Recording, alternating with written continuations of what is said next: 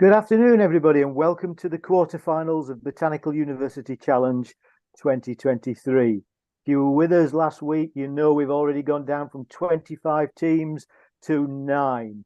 So I'm going to run through the scores from last week and then I'll talk you through what we're going to be doing this afternoon. Last week, at the end of last week, we had a tie in first place between the University of Cambridge on 47 points and Manchester Metropolitan, who were also on 47 points.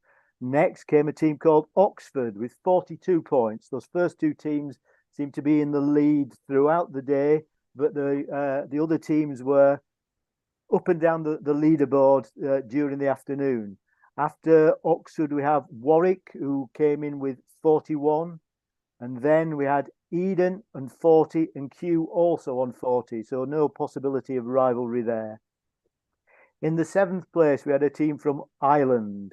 We have Galway, Ulster, who were on 38.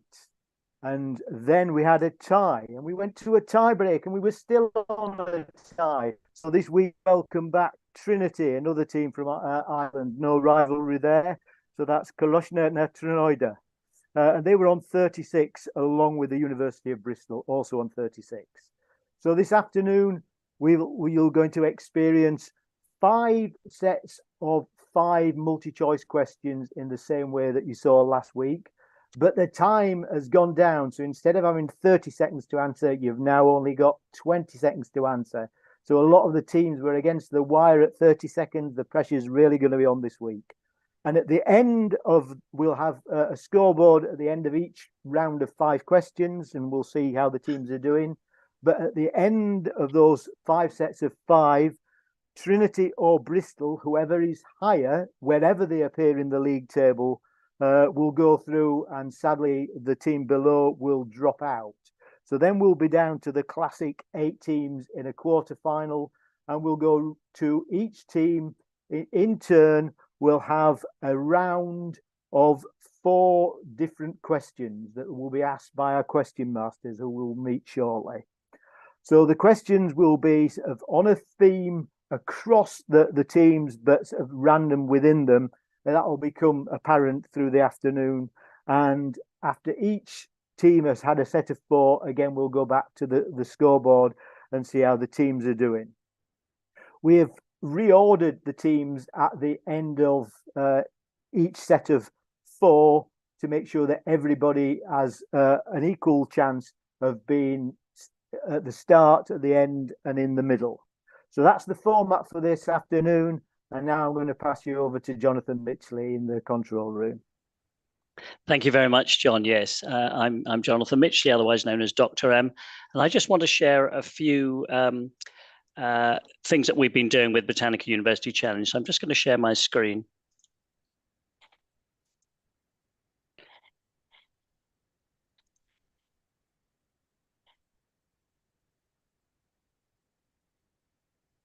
Okay, is that visible?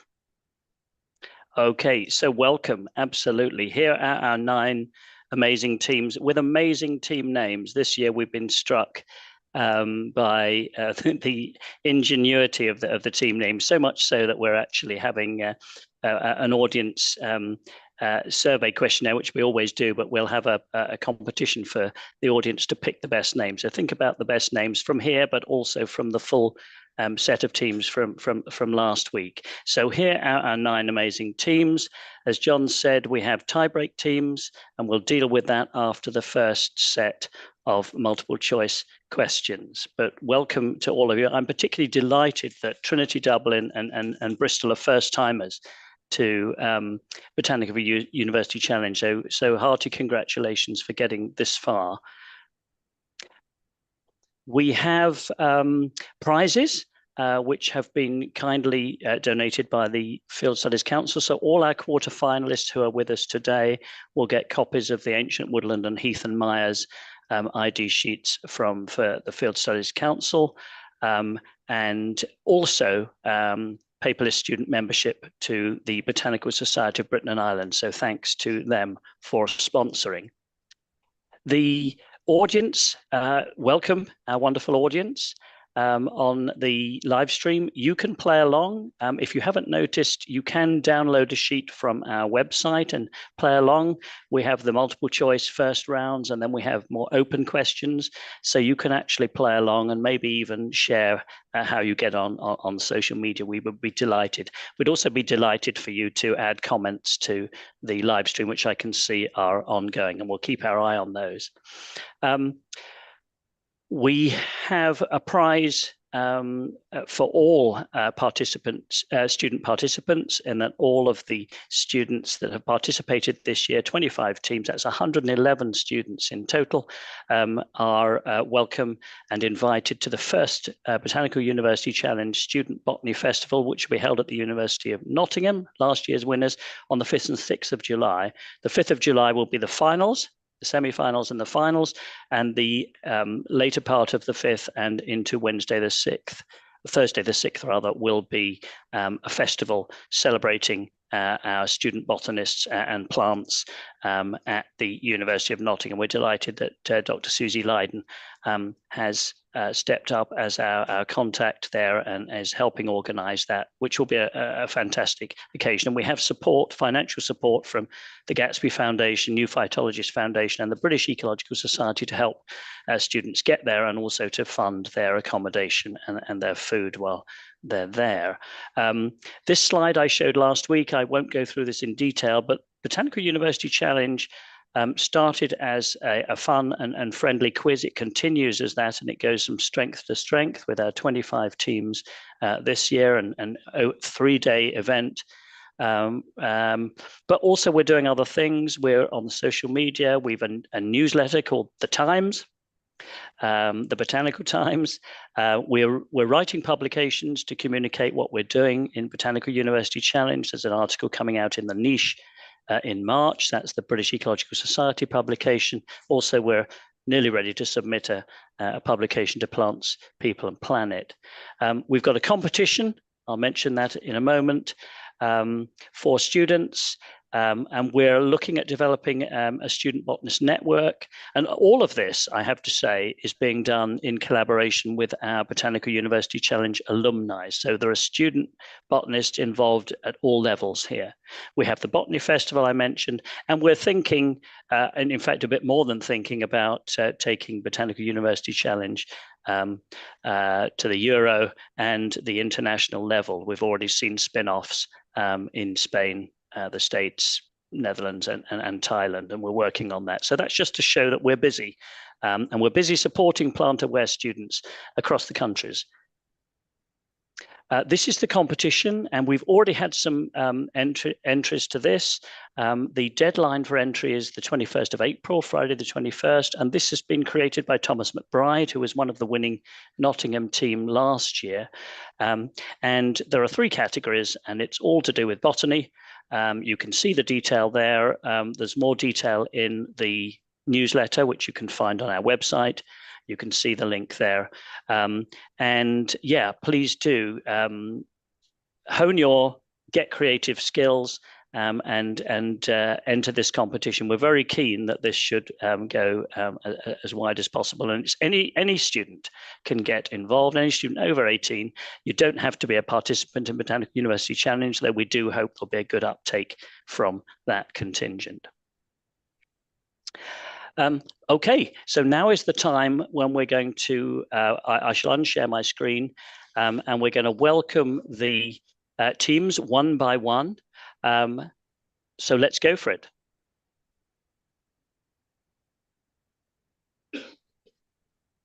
Okay, welcome Cambridge. You can unmute. Hello. It's lovely to see you. We've seen you before, of course. You were pretty strong last year. Tell us about your team name. Well, we thought we'd try to name ourselves after one of our greatest alumni, so we chose Darwin. And we thought it has to be some sort of terrible pun, or there's got to be some alliteration going on. So we went for Darwin's diabolical deuterastones, or deuterastones. Indeed, you did, and we're very delighted, even though it takes up most of one of my slides. We're more than happy with that, and it's a great background slide that you've offered. John, anything to say to our lovely Cambridge team? No, it's good to see them back. They've been up there in the finals a couple of times now, haven't they? And Yes. yeah, perhaps this is your year. As John said, you're right at the top of the leaderboard. Oh, there you go. Fantastic. There we go. It is worth mentioning that before you go, that actually I mentioned the newsletter, The Times, and Yi there in the team has really been instrumental in producing fabulous illustrations. So if you haven't yet seen the newsletter, The Times, all you have to do is go to the website and it's there. Yi, do you want to say anything about that? I think I've got some new elements submitting this week, but not yet after the competition. Yeah, absolutely. Well, you get through the competition and then do it. But yes, they're fabulous and they're well worth checking out. So thanks for that. And thank you, Cambridge.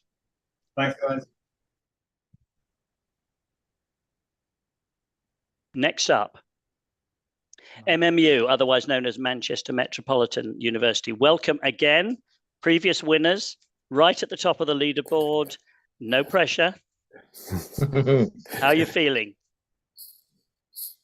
Good. Yeah, okay. Yeah, absolutely. Fantastic. No, it's great to see you. And we noticed that you're in 4 different places. Yeah.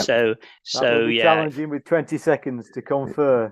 It will be challenging. It will be challenging, but the best of luck to you. And it's lovely to see you here again. The Stone Roses. I could just ask you, where did you get? When did you decide on Stone Roses? It was your name previously, wasn't it? Yeah, it was. It was our band name. It was either that or Morning Glories. Yeah. Oh yeah. Either would be fab, but Stone Roses. Yeah. Stone Roses. Welcome back and all the best. Thank you. Okay, now we're with the Bad Birches from Oxford. Absolute welcome. Hello, happy to be here. Hey. Fantastic. And how are you feeling? Yeah, pretty good actually. I think we did quite well last week. We started lower down and then sort of shot all the way up to third. So yeah, who knows? Absolutely, who knows? Well, you were number 3 on the leaderboard last week. That's not a bad place to be. Yeah, just keep your nerve. Have you got snacks there to keep yourselves going? Snacks, lots of snacks ready. Crisps, sweets, the rest of it. Absolutely, and a bit. Sorry, John. Birch sap wine. Birch sap wine, absolutely. The Bad Birches should be taking a little of birch sap wine, I would have thought. Anyway, great to see you, and all the best.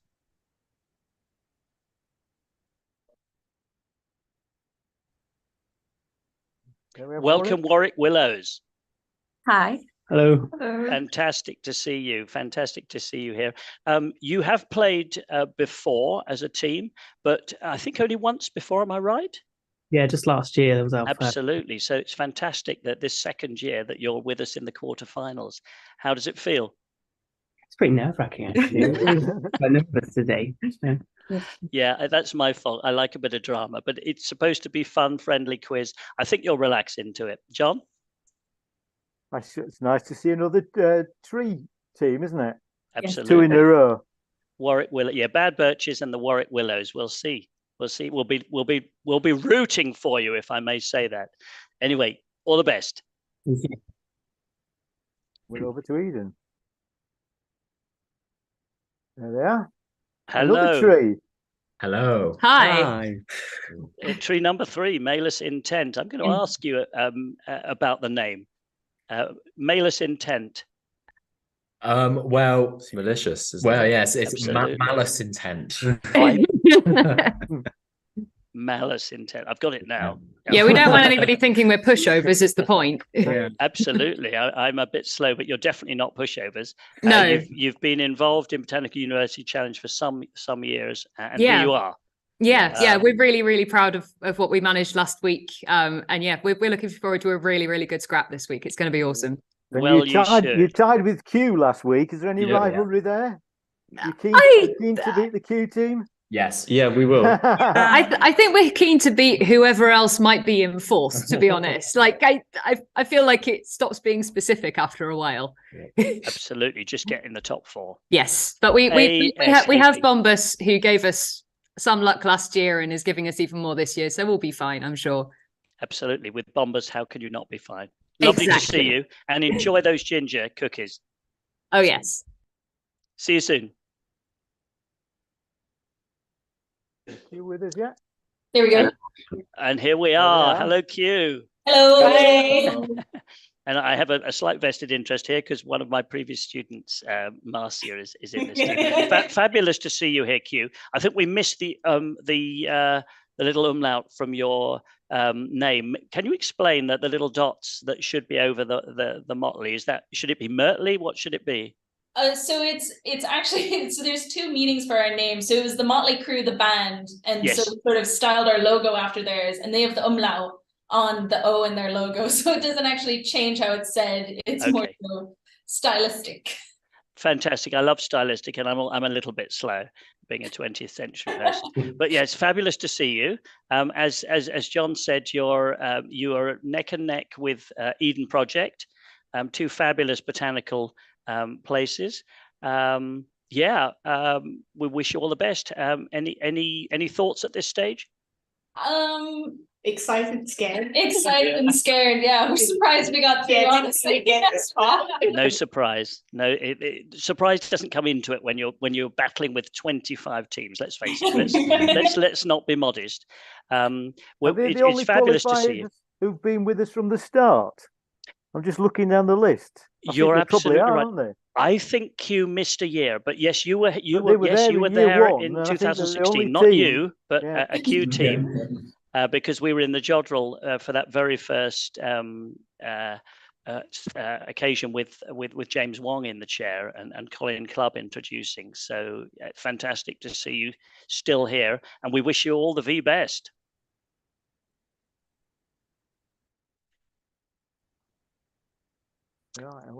Galway Gink goes. How delighted am I to see Irish team. You joined us last year, and the second year here you are in the quarterfinals. That's pretty impressive, yes?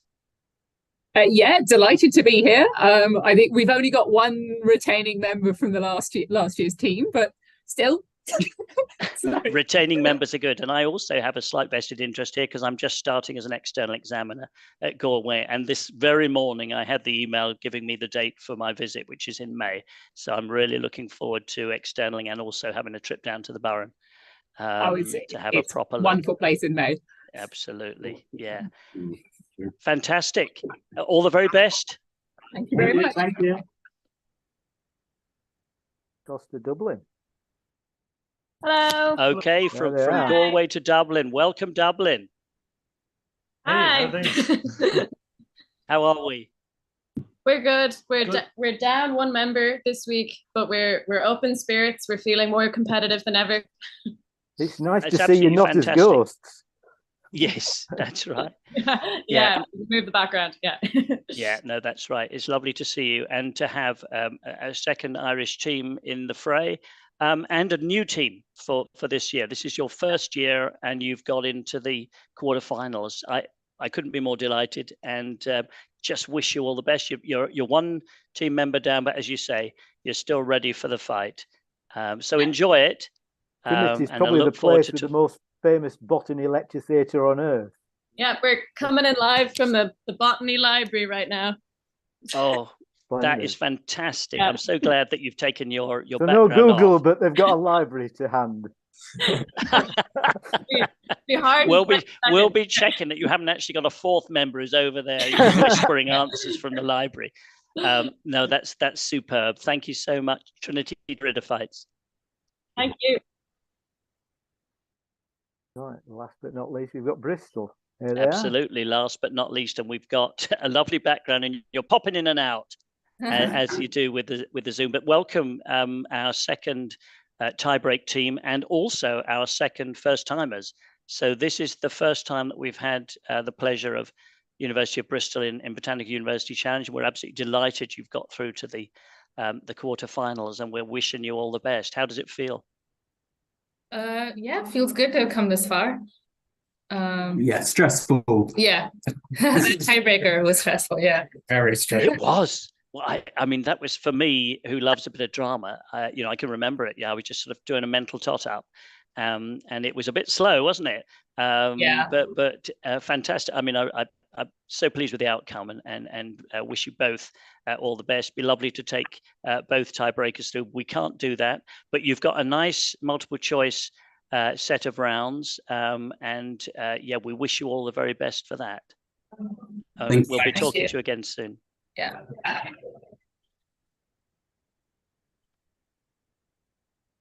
Right, we've met the teams. Now it's time to meet the people we've got asking the questions this afternoon. And we've got a botanical double act for you.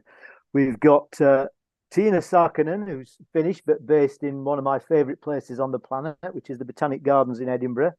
And she's interested in tropical diversity, doing lots of work down in South America. And we've also got Paul Ashton, who's been with us like you since the first ever Botanical University Challenge back in 2016. And Paul is Professor at Edge Hill. So we'll start with Paul.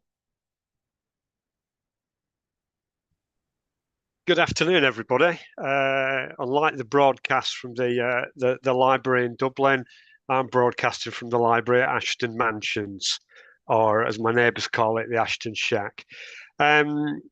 Yeah, it's real honour to be here this afternoon. I'm glad I'm asking the questions and not answering them, because there's some tough ones on there. They're all entertaining. It's a real privilege to be here. One of the things you asked me to talk about just briefly was what plants mean to me. It's very easy to be a bit corny with that, because kind of plants are life. But I've been lucky enough in research to study annuals, and in limes, some of the longest lived plants on the earth. So it gives you a sense of place and where you are in time. I think that's what I would say. I'll see you all later. And over to Tina. Hi, everybody. I'm delighted to join. This is my first year, and I'm very impressed already. I haven't even seen the full show. So I'm delighted to represent the Royal Botanic Garden Edinburgh today in our Hogweed School of Botany, as we call it, chairing some questions today. For me, what plants mean to me is that they are such enviably adaptable, flexible, and enduring, because they just stay there. We slap on more clothes if it's cold. We slap on hats and sun creams if it's too hot. Plants just switch on genes and pathways, and that is phenomenal. We're only starting to discover that. So their genetic rucksacks and their morphological adaptability just makes me go, wow. And I just wanted to say, before the competition begins and the rivalry is clearly there, congratulations to all of you. You've chosen the right group to work on. So good luck to every team. Right. Have we got the techies ready to run?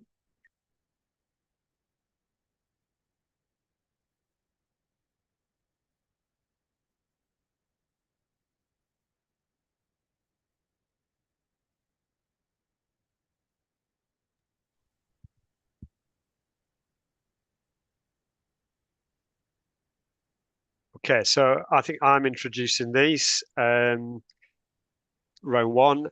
So welcome to day 2 of Botanical University Challenge 2023. Can we just check that this is all working then? So start the clock now.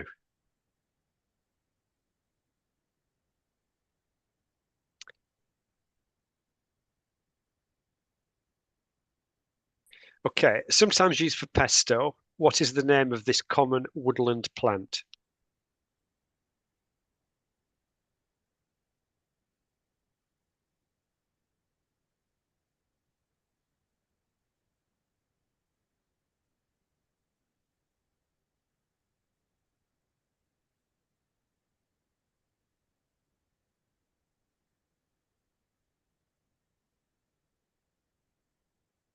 Well, let's hold that question for now then. Let's just check that if we go back to that first question, which I presume is a test question.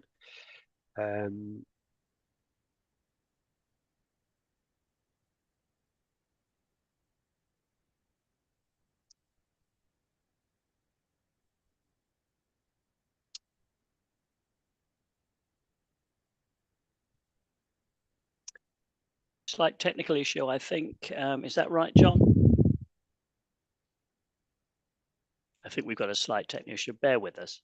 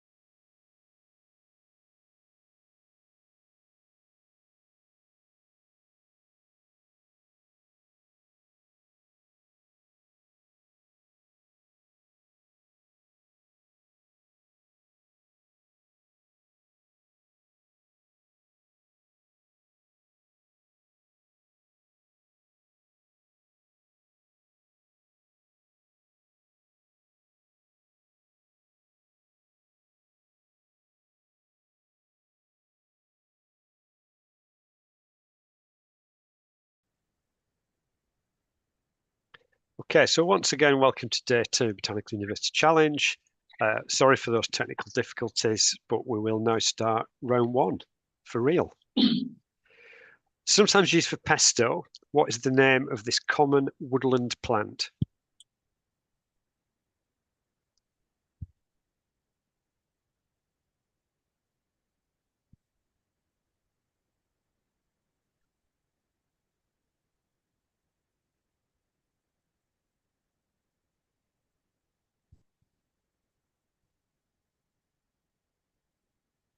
Question 2. Which of the following is not two-needled?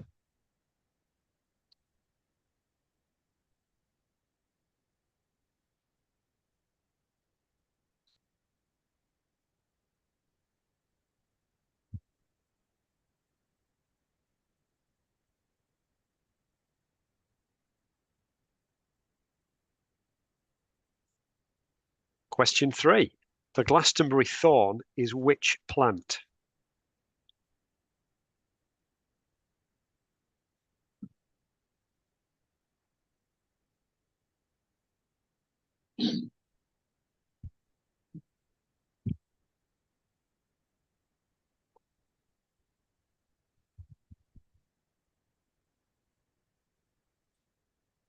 Question 4. Which of the following species of juncus is not considered native in Britain and Ireland?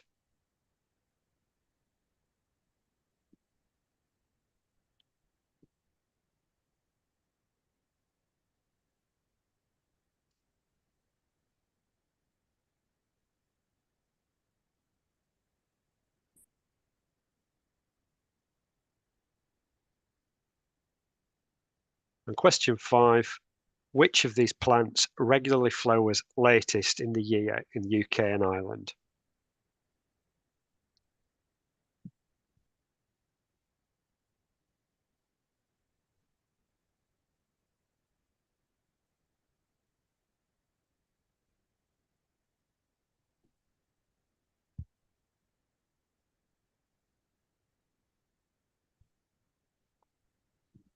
Okay, and that concludes that round, and we're just waiting to compile all your answers. I don't know if anyone has ever made pesto from that plant photograph in the centre. It's something that's kind of widely proposed, really, from the wild food individuals. If you do it, make sure you use leaves that are pretty fresh, because as they develop through the year, they become incredibly bitter. And believe me, I've done it. It's vile pesto. You'll be straight on the way to Tesco's after that one. However, I'm not saying don't try it. So you can try this at home, but do it early in spring, not late in spring. And I think we are ready with the answers. So your woodland plant is Allium asinum, or ramsons, or wild garlic.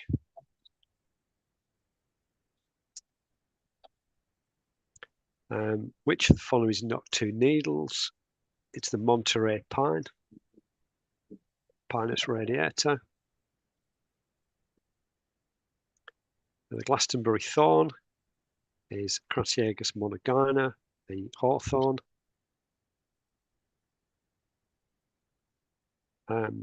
Question 4, the juncus that's not native is tenuis.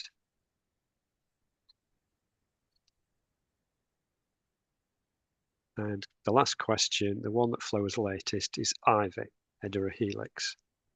I'm amused that several of your popular choice for the Glastonbury thorn was Rhamnus catharticus, purging buckthorn.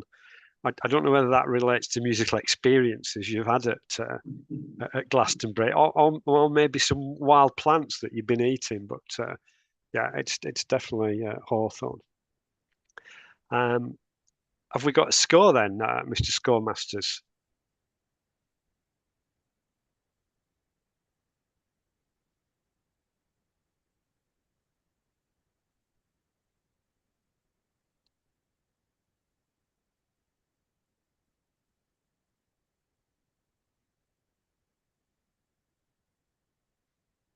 Okay, Eden Project Learning came first on that one. We just had the scores through, and MMU were in second place with that one. So well done those two teams, and well done all of those for being patient and getting us through with that.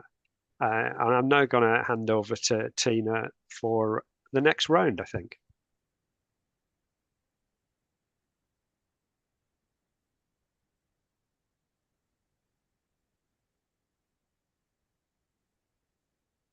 That is why we get the next round ready.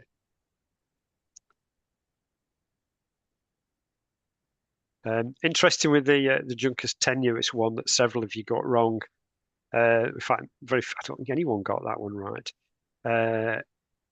You'll see it on paths. It has a very distinct reddish colour. You'll consider it to be some kind of grass, but it's a very distinct slender rush.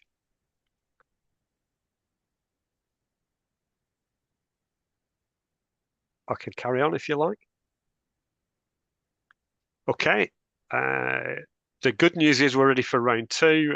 The bad news is that I've been reading the questions again. So get your Lancashire dialect converters ready. Here we go.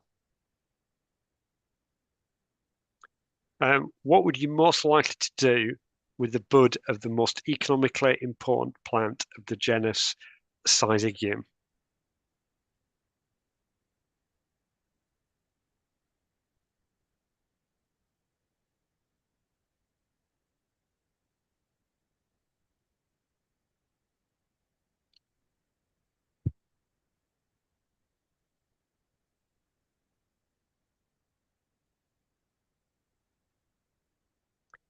Next question, what is the most commercially important product derived from the plant Leptospermum scoparium?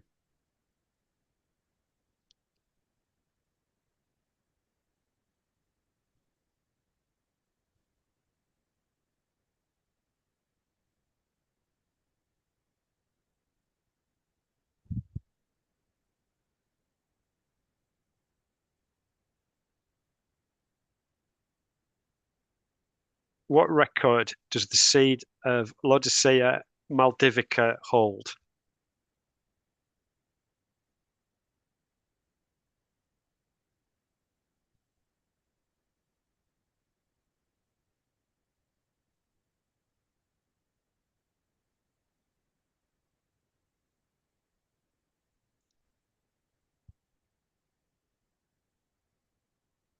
Question 4. What is the most commercially important product derived from Agave siciliana?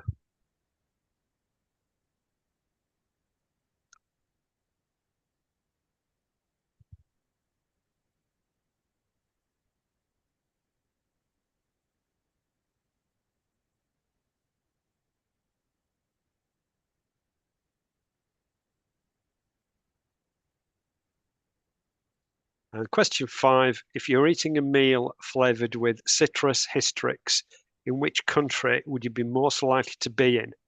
For which cuisine sampling?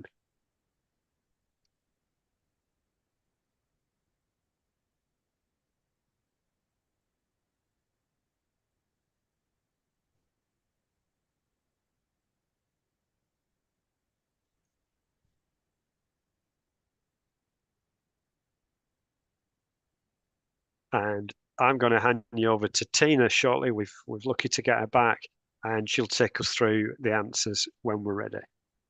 Tina, are you there? I am here. It was my computer restarting. Fantastic. Out of no, yep, I know. The world off. Thank you for taking over. Well, I'm glad to have you back because I couldn't do any fill-in pieces from those. I mean, I barely could answer any of the questions. I believe I'll wait for the screen to go through them, right? As okay. Yeah. That'll do. That'll do. There were some fascinating ones in there. Yeah. So here we were asking about Syzygium, and the right answer was indeed a malt wine ingredient called the clove, as we know it, native to the Maluku Islands in Indonesia. In case you didn't know. The next one was also about a commercial product, and this time about leptospermum. The right answer was the honey. So here, this is a related species to the tea tree. So tea tree oil is also taken from this, and the honey is highly valued. The third question was about Lodoica maldivica. What record does the seed have? And it is the largest seed of any plant. The plant also includes another record. It has the longest lifespan of any monocot, the leaves of that plant. So as a person who loves vegetative morphology of plants, that is a cool record too, to have one plant with largest seed and longest living leaves. And the next. Question 4 was about agave cisalada. What is the most commercially important product? And it is rope. And this agave is known as sisal, and it is native to southern Mexico. You might have thought about tequila, but no. And citrus hystrix, what type of cuisine are we talking about? And it is indeed Thailand. This is the kaffir lime, or also known as Thai lime. Used in many Asian cuisines, and in the UK, most famous in Thai cuisine. It's not the juice, but the leaves that is used. So brilliant.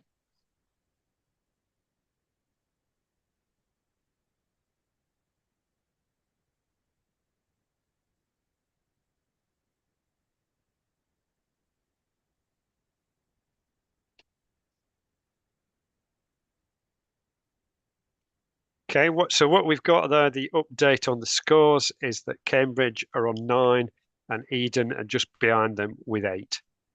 So again, fantastic, everyone. And I think, okay. So, and closely behind those are Man, Met and Trinity on 7. So, as the football commentators say, it's all to play for still as we move into the next round, the imaginatively titled round 3. Here we go. This is what's in a name. What animal is associated with this plant?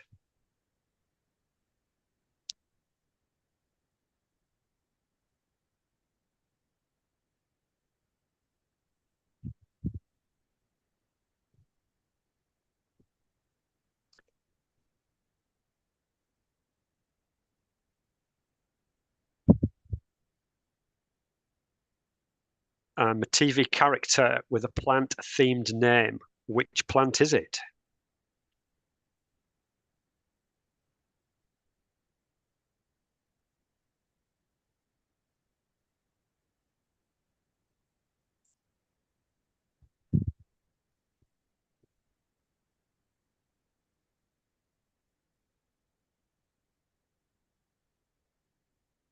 Question 3. In the lyrics of a certain song, a man proposes marriage and, lacking money for a car, suggests going away on a tandem. Which plant gives its title to the song?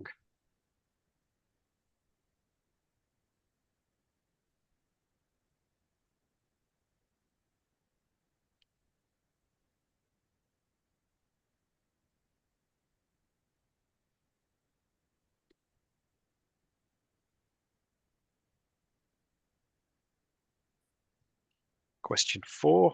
Which of the following football teams has its home ground at the Hawthorns?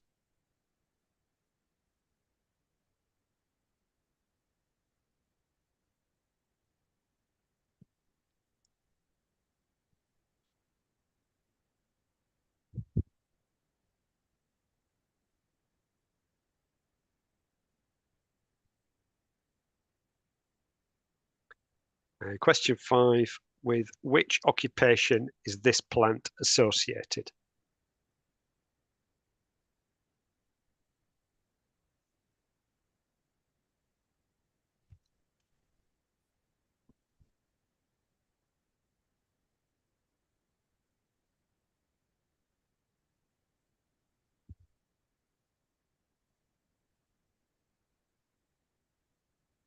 Okay, so that then finishes round 2. When I got those questions, we got to question 2, the Billy Piper question. I did realise that the sort of cultural references of Botanical University Challenge had finally made it into the current century. And then we got the song lyrics one, the following one, and I thought, oh no, they haven't. They're very much rooted in the 1950s, 1960s, which may suggest a certain edge of those putting it on there. But next year we'll have some hip hop related questions. Okay, what have we got? What animal is associated with this plant?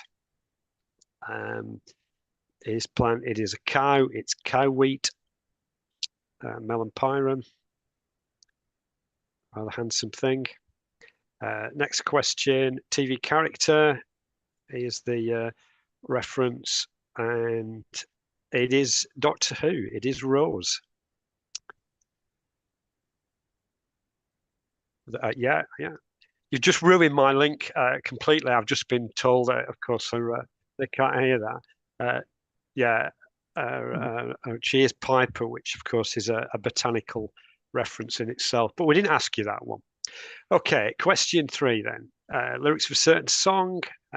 This is Daisy. Daisy, give me your answer. Do. I'm not going to sing it. You'll be relieved to know. But made my comments about references. I see as 100% response on that. So clearly some songs are timeless. No, I don't remember it coming out. Football teams that play at the Hawthorns is West Bromwich Albion. Their West Midlands rival will tell you they also play Wooden on occasions as well. And the occupation of this plant is a butcher. It's butcher's broom. So well done, those of you who got that right. So our scorers will tot up the scores. Butcher's broom is a plant that grows in woodlands. It's an evergreen. What it looks like leaves are actually modified bracts. And if you ever get to feel it, it's quite spiky and it's incredibly stiff. And that's where its association with butchers come from, because at the end of the day, the butcher's block would be covered in tiny bits of meat, and you need a pretty stiff brush to clean that off.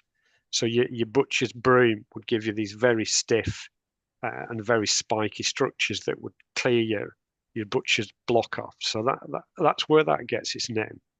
Fascinating. We have Cambridge. Scoreboards are coming through. Cambridge is leading.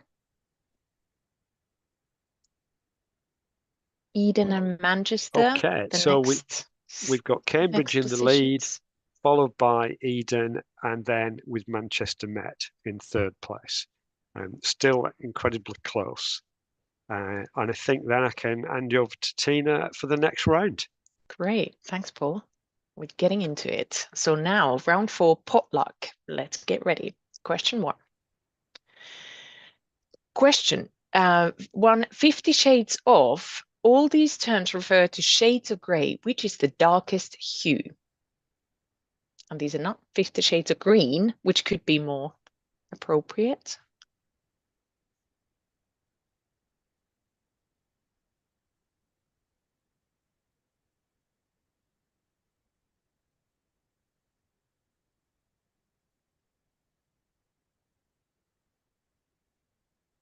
Question 2. Which of the following typically behaves as an evergreen in Britain and Ireland? And only one answer, please.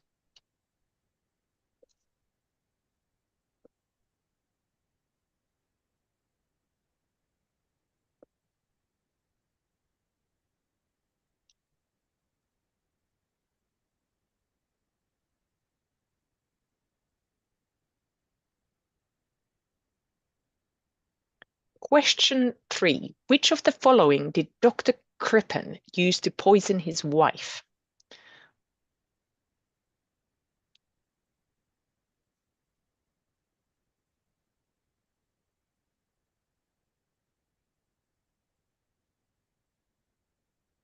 Malice Intent should win this one.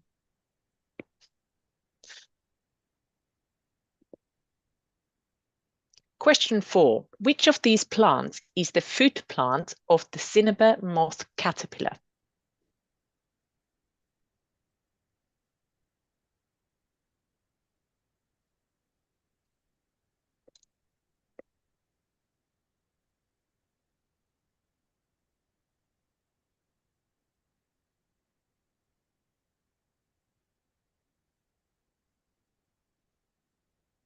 Question 5. This map shows the distribution of which plant species? And let's zoom in.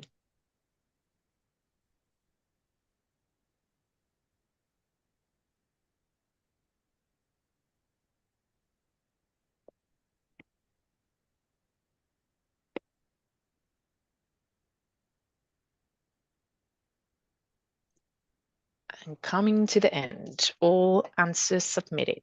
Fantastic. That was a good round. We were wondering about some of the species and whether they are endemic to particular parts of the British Isles. I don't know the answer. Paul, we'll come to it. Which particular species were you thinking of? I was thinking of that that oak that was on one of those lists of potential answers. Yeah, cork oak is not native to the UK. That's what I thought. It's just used.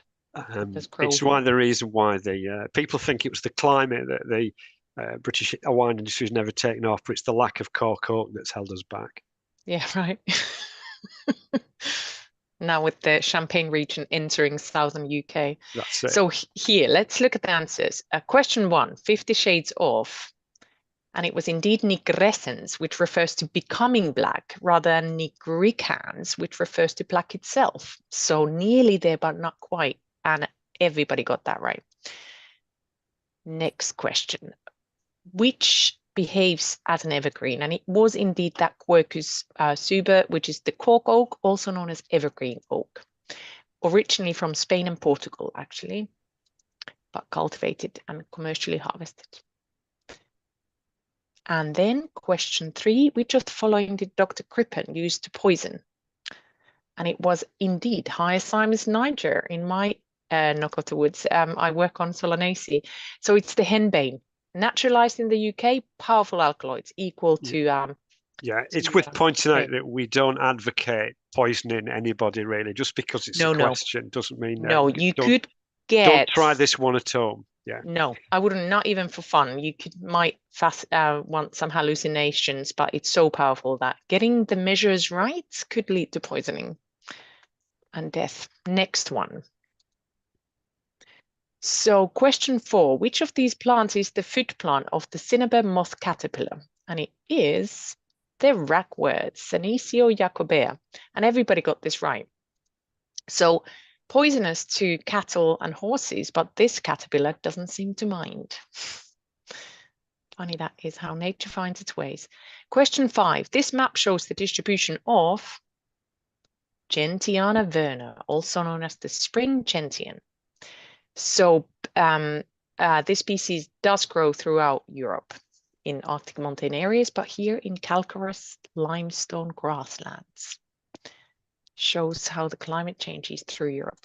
So now we're waiting for the scoreboards. We might be contemplating who to use the henbane for, but I've been fascinated by it because I just thought it's for malice intent, right? But no, Hyoscyamus niger is still used in several applications in Western medicine. Did you know? So things like sedative purposes in medicine, if you want to be numb and out of feeling pain, fantastic, powerful medicine, and also things like asthma.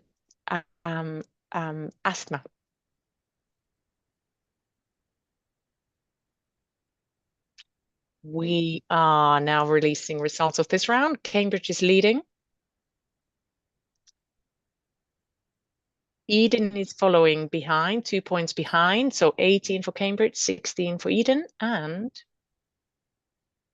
Manchester with 15 points, followed by Oxford with 14 points.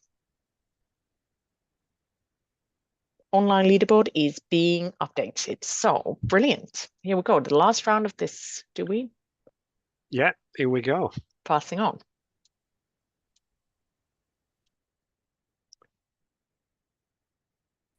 Okay, so the next question of this round.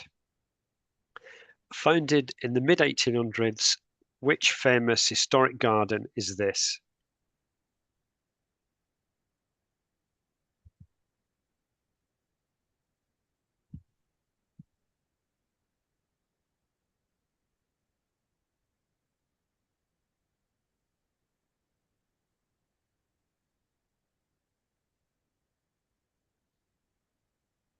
Okay, question 2. The year 2020 saw which anniversary since the founding of the Royal Botanic Garden, Edinburgh?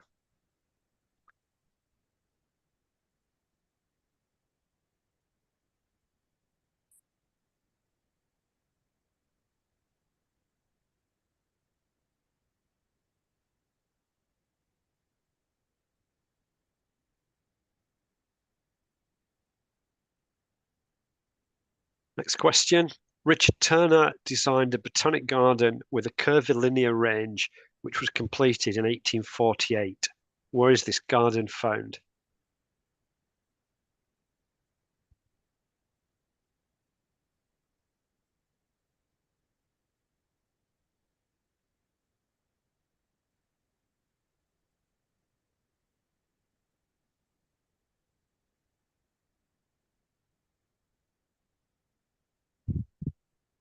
Question 4. Which horticulturalist and landscape architect was famous for their work in the landscape era of garden history?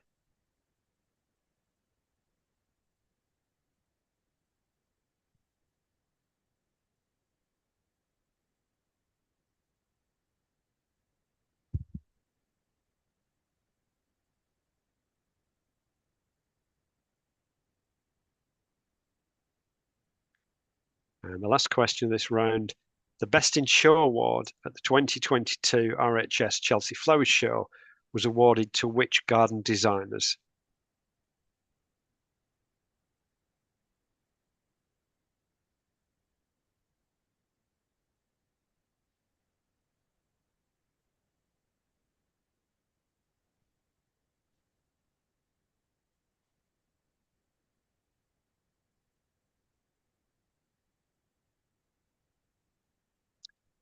Okay, thanks very much for completing that round. That's fantastic.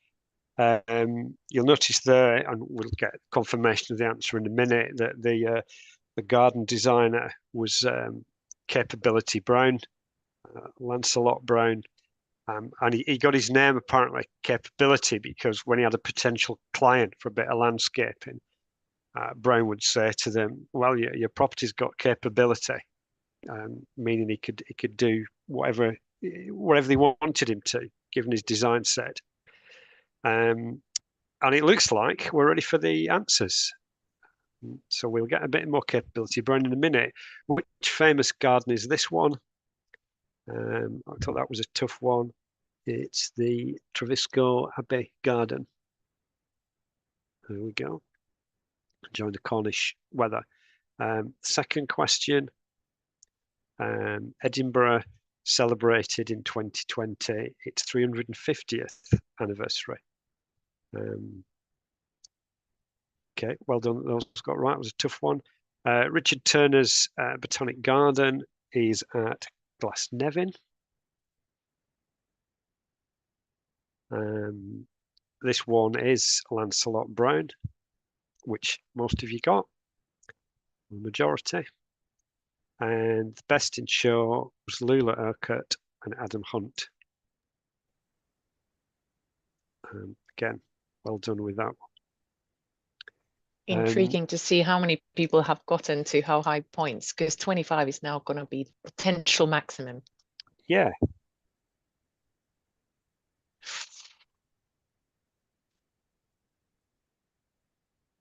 Okay, we have a quick count that.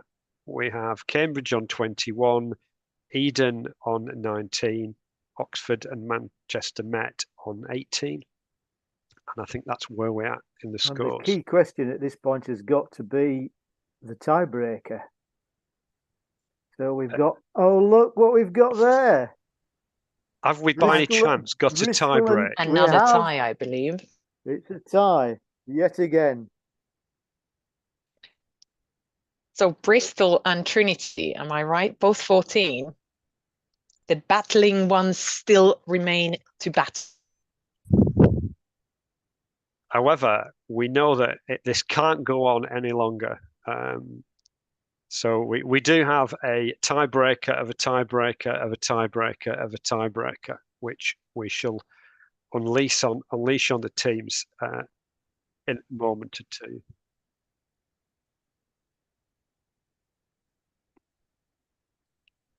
Yeah, so Bristol and Trinity, we want you to come on screen in a moment. Tension is in the air.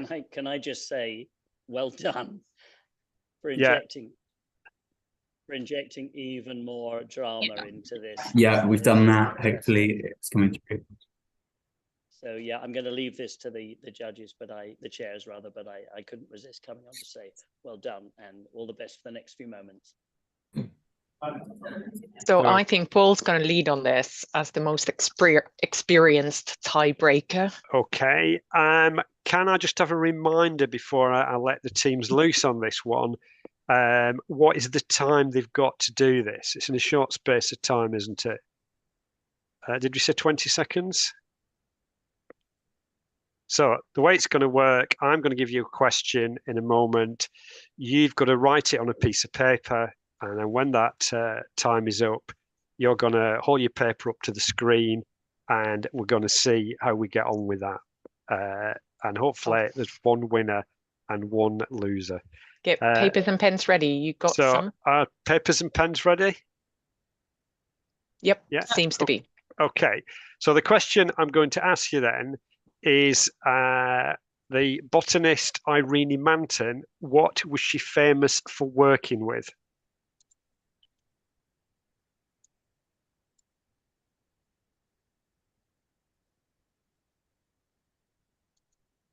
That's Irene Manton.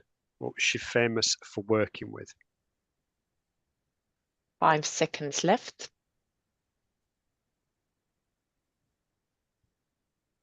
Okay. The time is out. Time's up. So can we see your answers, please? I'm seeing ferns in the Trinity, and I'm seeing not much in the other paper yet. Closer, orchids. We've got a winner.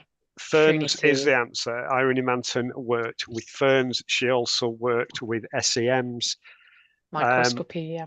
So, commiserations to our losers there, and congratulations to our winners who'll go through to the next round. But phenomenally done, both teams. Yes, well done. Absolutely brilliant. And a cruel way to go, penalty shootout at the last. Yeah, I mean, I have to say, so well done to you both. You just injected drama, but also, botanical enthusiasm and smiles. And we want to see all of you at the Botany Festival in Nottingham. We can celebrate. But I mean, that really has added, in my view, to this year's contest to have the two tie breaks. And I was kind of wondering.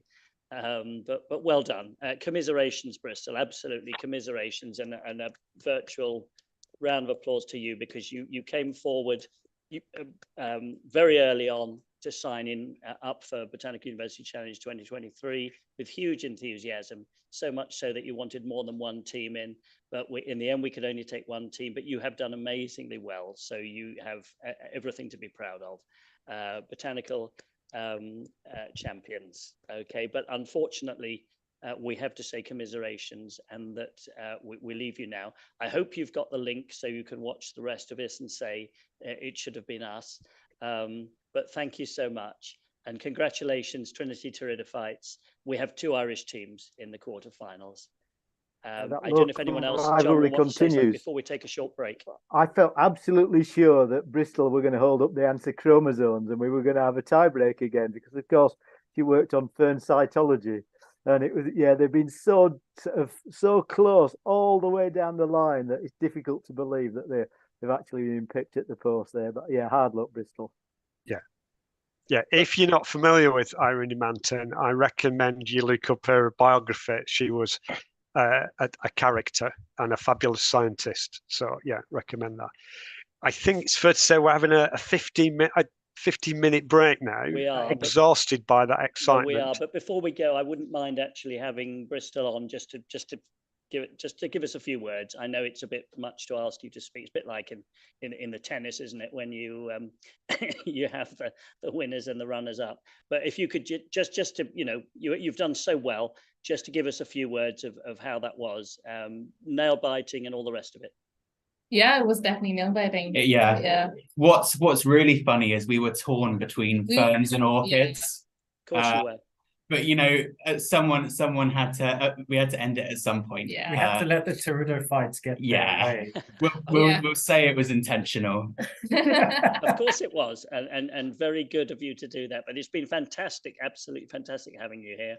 Do watch the rest of this, and we'll see you in Nottingham for the Student Festival. Thanks. Brilliant. Well done. So as Paul says, we're going to take, I think, a 15-minute break now. We need to adjust a few things before we move on to the second part, the questions to teams.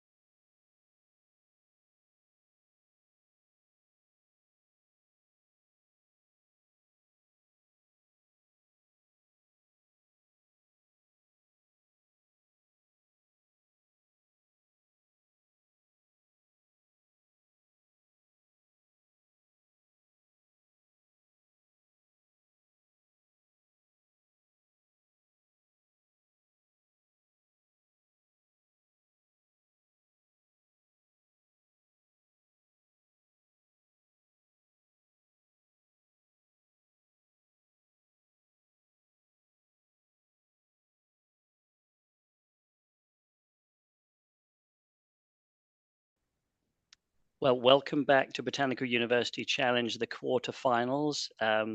If you've been viewing, you would have seen a very dramatic first round, which saw Trinity College Dublin coming through as the tiebreak team. We've got a leaderboard from the first round, and we've got Cambridge at the top of the leaderboard on 21, and we've got MMU third on the leaderboard at 18. Do you have anything to say about that, MMU? Oh, yeah. Not really. Absolutely, that's what it is. But it's anything to play for, as Paul has said. So that's fantastic. Well done, Cambridge. Well done, MMU. Any comments at this point, or just want to get on the hell with it?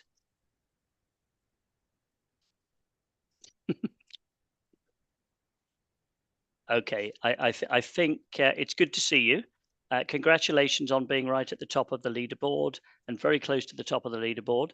We move now seamlessly into part 2, which will see Cambridge as the first team facing the Tina Sakinen, our chair for this round. And each team will have 4 questions and they get a point for a correct answer. So I'm going to disappear and I'm going to leave. We need to see Cambridge and Tina on screen, and I will leave the rest to you. And welcome to the first round of this part 2.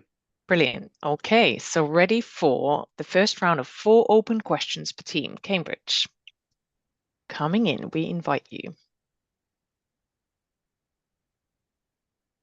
Sorry, I didn't realize So it was on. University of Cambridge, are we here? Yes. Hello. Hi. Welcome to the screens. Nice to see you all. So are we ready? It's going to be 4 questions, 4 open questions. We were born ready. You were born ready. Brilliant. Here we come. So let's start. Which is this plant family? And I believe we have about 20 seconds. Is that right?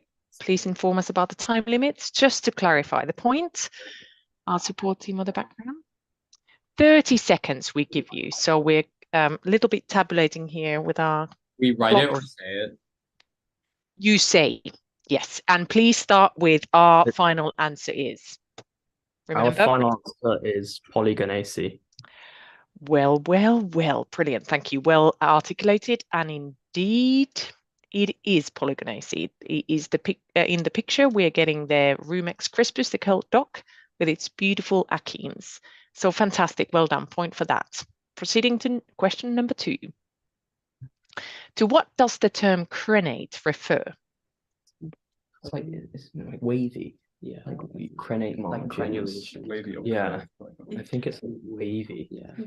Yeah. Should we say that? I would, Our final answer is wavy. Wavy. We are getting the answer wavy. It is referring to a rounded toothed leaf margin, and I would say yeah, we're getting a yes to that. We are giving you a point because the term crenate does refer to any kind of margin that is crenate, notched, or scalloped. So well done, team. Well done. Synonymy in terminology. Here we come. Question number 2. Oh, 3, sorry. Which of the following is not a variety of carrot? Fly Away, Bunny's Delight, Early Nantes, Autumn King. I feel like the last 2 are, because I think I've grown Autumn King, and I feel like Early Nantes maybe is. Fly Away would make sense for the carrot fly, so maybe we could say either A or B. I don't know. Bunny's Delight sounds a bit. Should we say Bunny's Delight? Yeah. Our final answer is Bunny's Delight.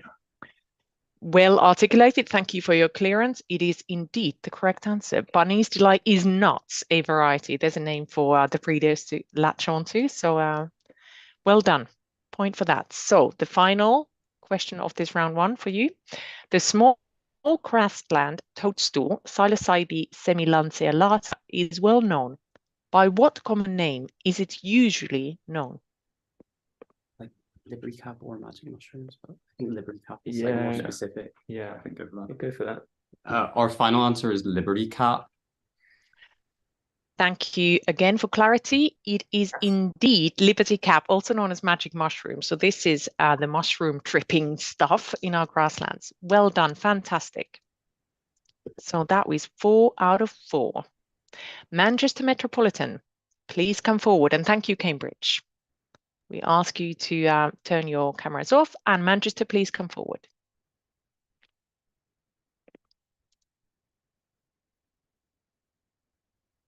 Are we there? Manchester, are we on screen? Yeah. Video's on. Wonderful, Manchester. So welcome. We're going to start, if you're ready, question number 1. And please start your answer. Our final answer is. So what is this plant family in the picture? Hypericum? Is it a Hypericum? Yeah. Yeah, I think so. Hypericum. Yeah, final answer is Hypericum. The question states which is the family. Can you please clarify? So that's the genus. What's the family? Yeah.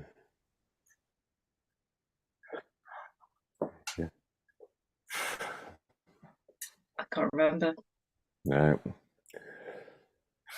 Hypericate? Yeah. No. So we're going to get ready to the 30-second answer.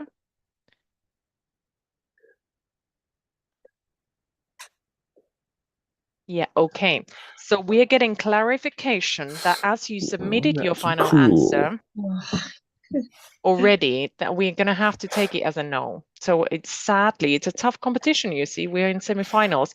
So we're going to take that as a 0 point for the team because you got the genus right, but it was the wrong answer to the question that asked about family. Ironically, now you're going to be blaming yourself because the family is indeed Hypericacea. So, but there's a big debate about this because molecular evidence has recently revealed that it wasn't Clusiaceae, which it used to be. So hence we really needed the family there. We're going to move on to question number 2. What morphological feature, sometimes known as the ochre, is typical of Polygonaceae? So it's that sheath, isn't it, on the stem? I have no idea, but yeah, go ahead with that. What we would describe it as. Yeah, there's a sheath above the leaf. That's the final answer. Yeah. So your final answer is, if you just repeat it to be clear, your final answer is? There's a sheath on the stem above the leaf. Above the leaf. The right answer is a sheathing stipule structure. You are right that it continues above the leaf, but it starts at the leaf insertion. So I'm going to give you the point because it is as close as you're going to get your definition. So it is at the insertion point of the leaf where it starts. So just to give that additional detail. So point for that for the team. And next question is about potatoes. Which of these is not a variety of potato? Estima, ratatati, rooster, or charlotte? Well, Estima, rooster, and charlotte all are. Ratatati isn't. Yeah. Okay, final answer, ratatati then. Yeah. Ratatati being the final answer, we give you a point. That is fantastically done. That is true. Again, a fantastic name for somebody out there working on potatoes. And the final question for you in this round, commonly found in old pastures. By what common name is Agaricus campestris better known? Delicious. It's the field mushroom. Yeah. Everybody? Yep, agree. Yeah. Final answer, field mushroom. Brilliant. Well done being clear. And it is truly the right answer. It is the field mushroom. Do not confuse with the destroying angel, equally white, perhaps not on grasslands. That's always what they say in Finland for kids. So brilliant. That's well done, Manchester. 3 out of 4. So we are now going to invite the next team, and this is University of Oxford. So please turn on your cameras, videos. Brilliant. So nice to see you. Are we ready to start with question number 1? Which is this plant family?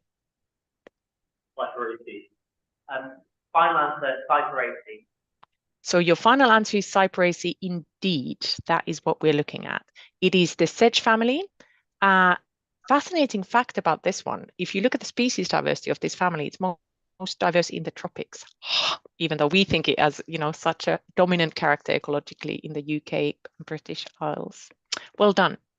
Next question. What group of plants is characterized by a pseudopetiole?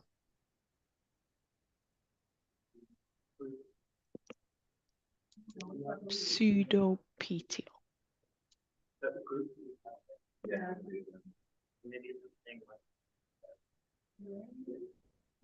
Our final answer is ferns. Your final answer is ferns. Thank you for clarity. Sadly, that is not the correct answer. Ferns do not have true leaves. They are fronds. They're different types of things.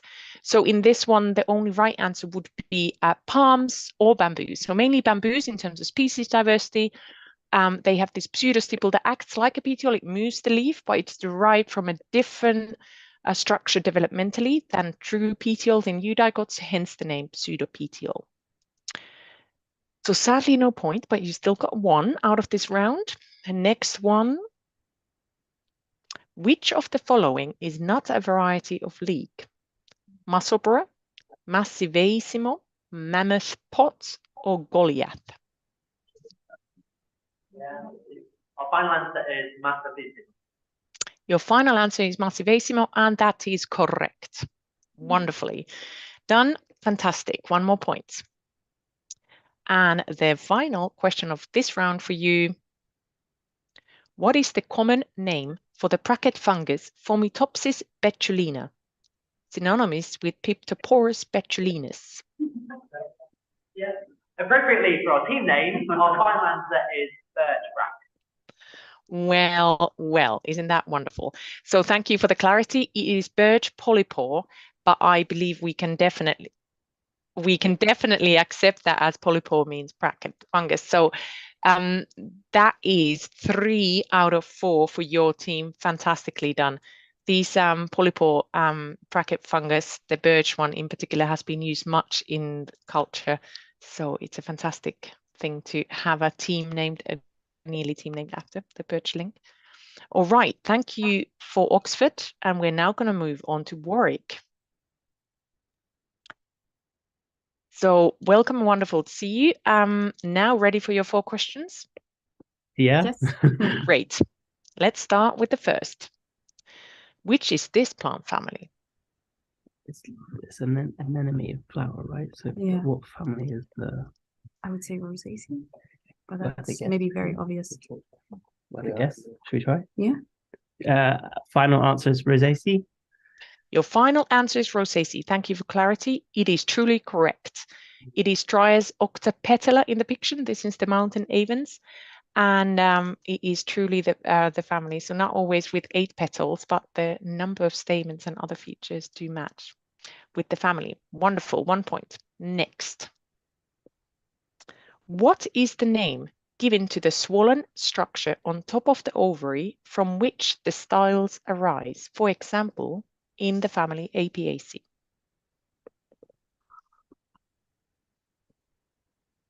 It doesn't start with like ovy, does it? It's not like No. No, I don't know. I think. Don't know. Sorry. No.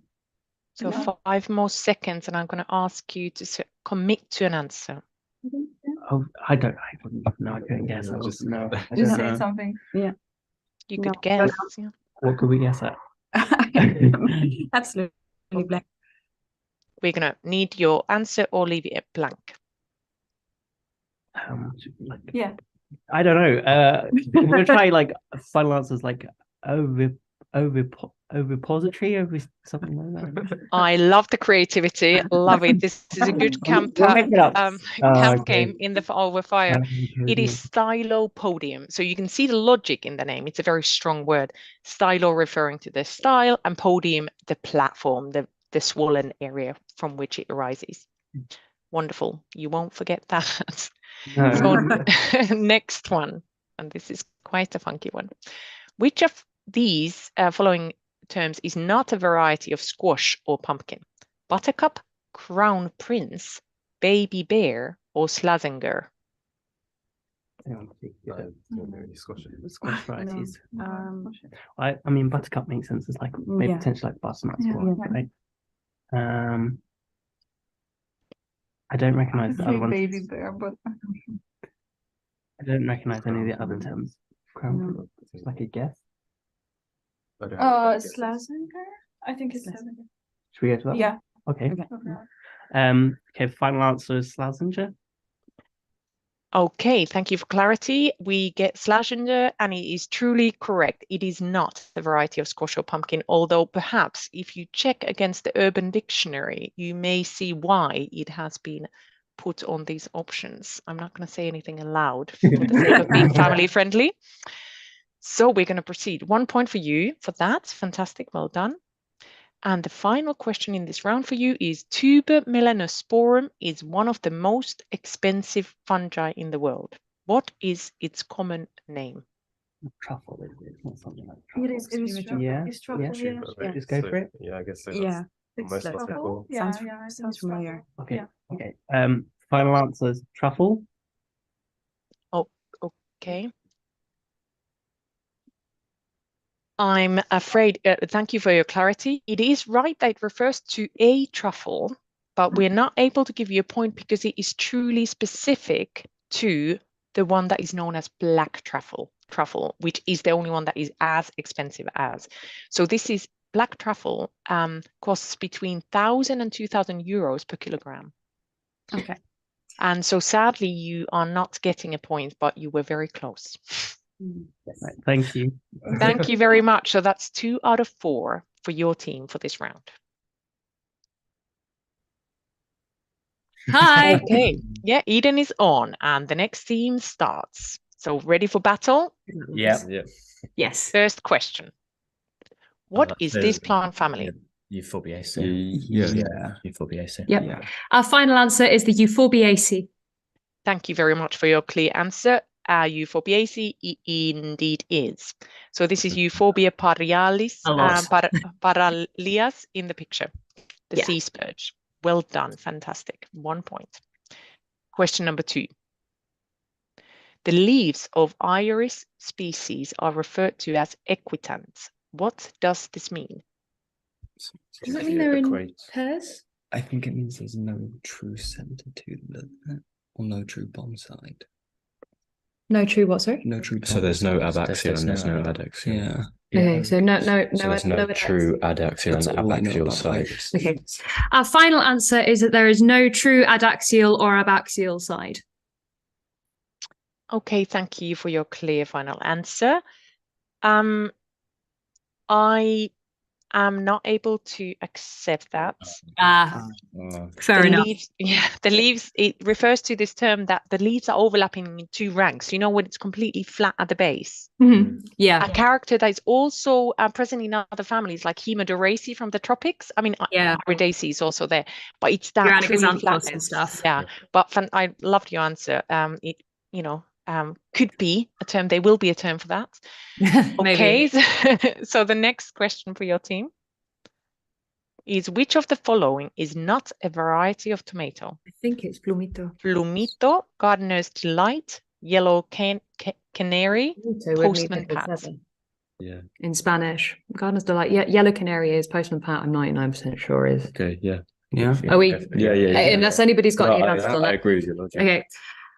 Plumito, right? What is it? Our final answer is plumito. Thank you very much for a clear answer. Sadly, it is postman pat. It's too obvious to not be a name of a tomato variety. So no points for that round, sadly. The next and final of the questions in this round for your team.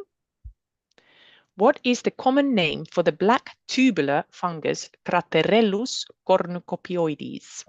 Horn of plenty, I think. That makes sense with cornucopioides. Anyone else? I think it's horn of plenty. Okay. Our final answer is horn of plenty. Fantastic. So here it is, the Oh, wow. black tube. These are wonderful in Arctic forest. I call them all boreal forest. I remember them as a child, picking them from on top of rocks. They grow in these tussocks of lichens. They are absolutely delicious as well. So yeah, well done. Brilliant. So that's 2 out of 4 for your team for this. Thank Well you. done. And the next team is Royal Botanic Gardens Q. Team Q, Team Q. Nice to see you. There we go. And are we ready for the first question? Yeah. Yep. Yeah. Fantastic. What is this plant family in the picture? Is it Eric? Okay. I don't think it's on the heather side. Maybe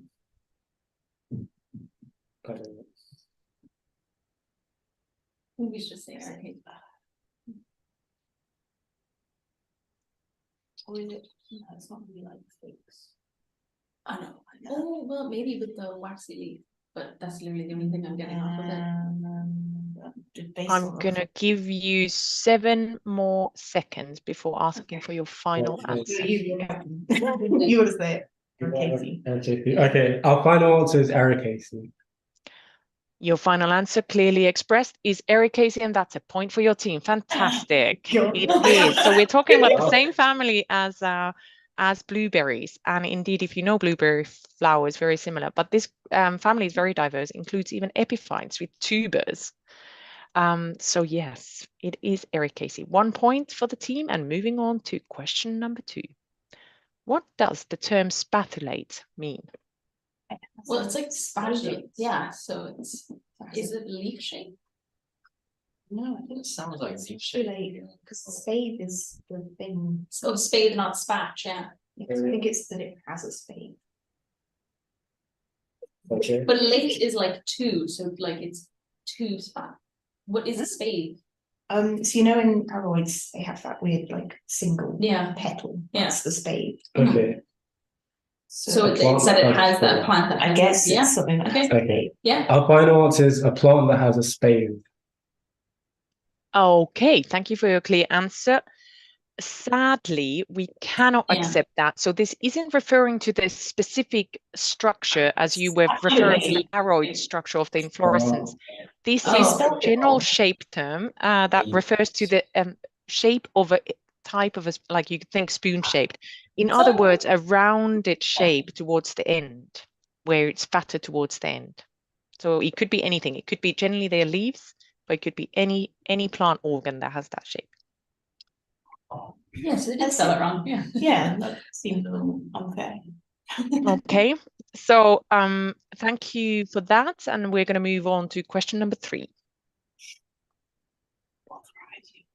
Which of these is not a variety of lettuce?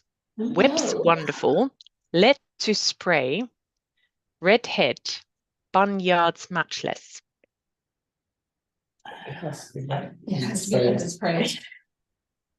Yeah. Our final answer is lettuce spray. Thank you for a wonderful clear answer. That is truly the right answer. Lettuce spray. How did you spot that?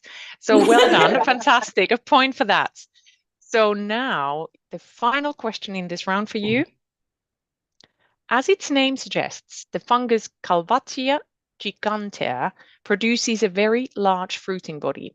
By what common name is it usually known? You got it. Oh my god! No, you got it. Oh, is it pawpaw? Giant pawpaw? Okay. Maybe. That's what we got. Our final answer is a giant puffball. Giant puffball, final answer. Fantastic. Point for that. That is truly it. And the one you see in the image is the biggest I've ever seen in my life. That will be a shock to face in the fields. Fantastic. So that is 3 out of 4. Am I right for your team? Yeah. Yeah. Absolutely. 3 out of 4. Well done. Thank you. Thank you. We're now going to move on to University of Galway. Hey, Hi. Hello. Ready for action? No. Ready as you can be. So first question. What is this plant family? Is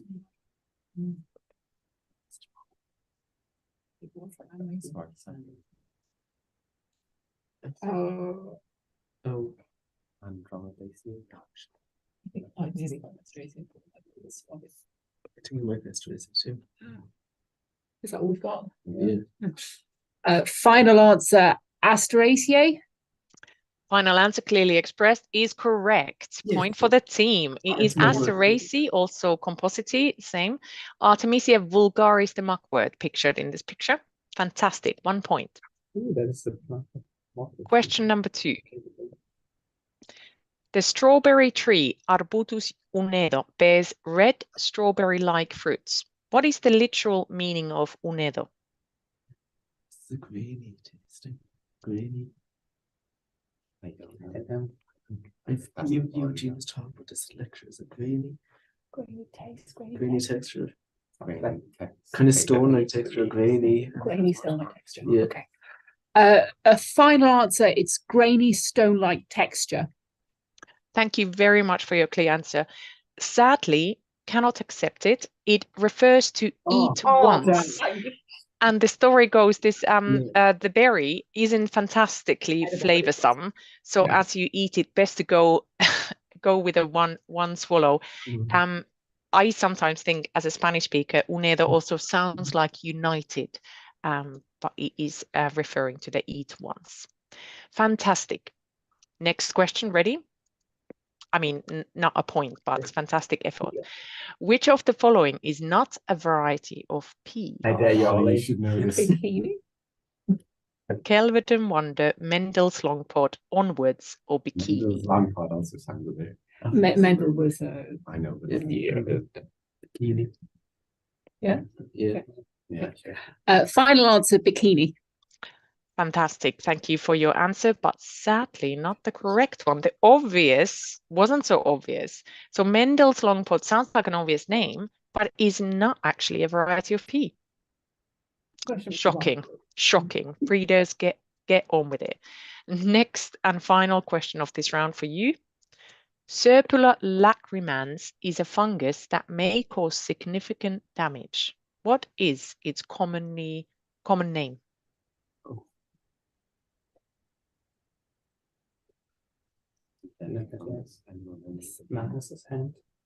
It's hardly just no, it's probably a food and fungus. I don't know. I've nothing. I've absolutely nothing. I feel like it's one. Time to think of a guess. I feel like it affects the fruit horticulture. It's some kind of parasite. It must be that affects crops. It's a blight. Blight. I'll just say blight. Yeah. I'm going to ask you to commit. Final answer, is it potato blight? Well done for clear answer, but it is not the correct. That would have been Phytophthora infestans. This is the dry rot, the feared homeowner's dread, because this destroys timber. So it's attacking timber, making it not bear its weight. So about terminal in many ways, but not to crops, much more to structures. Thank you for that. So that would mean 1 out of the 4. Am I correct for your team? Thank you for your efforts. Trinity College, Dublin. Are we ready? Yeah. Yeah, sure. Why not? Fantastic. First question. Which is this plant family? Geraniaceae. That looks like a crow foot or like a crow bill, and you can see by the long seed pods. I think it's the geraniums of the Geraniaceae. Geraniaceae. Yeah. Okay. Our final answer is Geraniaceae. Thank you for the clarity of your answer. It is indeed Geraniaceae, and I loved hearing the sound reasoning. Always provide evidence and characters. Fantastic. If I could give a star point, I would, and of course I can, but it's not going to count on the final scores. Geraniaceae. Next question for your team. The vernacular name of Chenopodium vulvaria reflects one very characteristic feature. What is it? So these commonly the vernacular name. So it's in the goose family. It's Volvaria is throwing me off. Same. Yeah.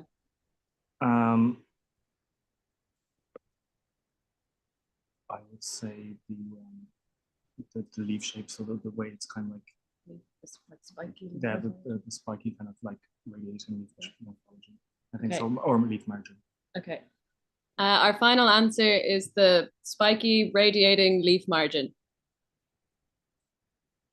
So you're saying the spiky margin gives its vernacular name? Yes. Oh, wait, sorry, was the question for the feature or the name? The question is the vernacular name reflects one very characteristic feature. Sure. Oh. Okay, yeah. So you're saying, but if you can anyhow expand on that, I would have just to Goose foot. Goose foot. So the link between the vernacular name and the characteristic would be okay.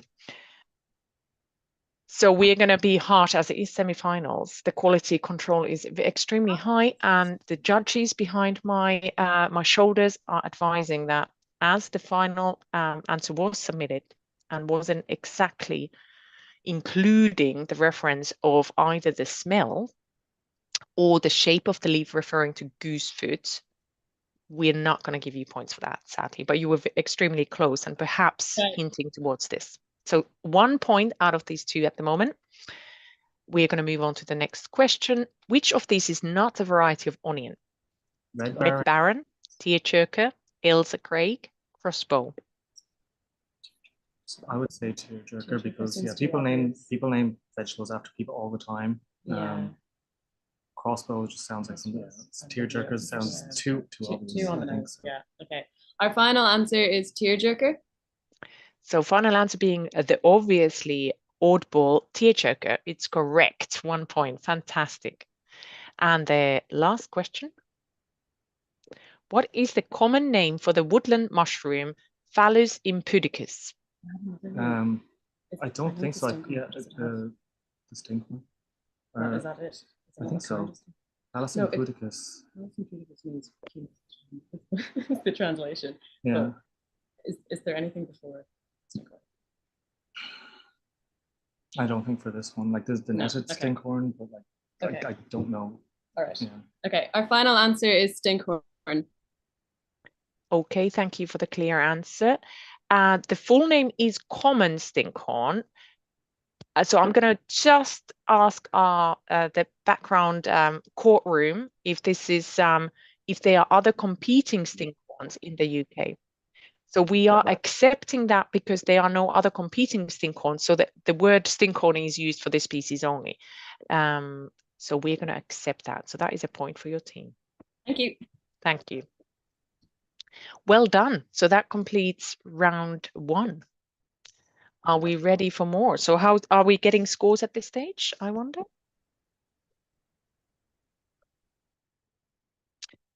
So scoreboard is looking at Cambridge still in the lead.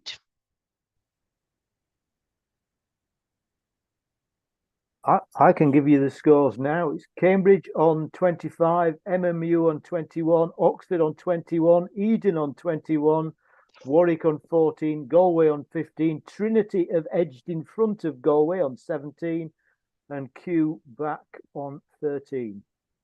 Fantastic. Paul, stretch them further. I will indeed. Ready to go with round 2.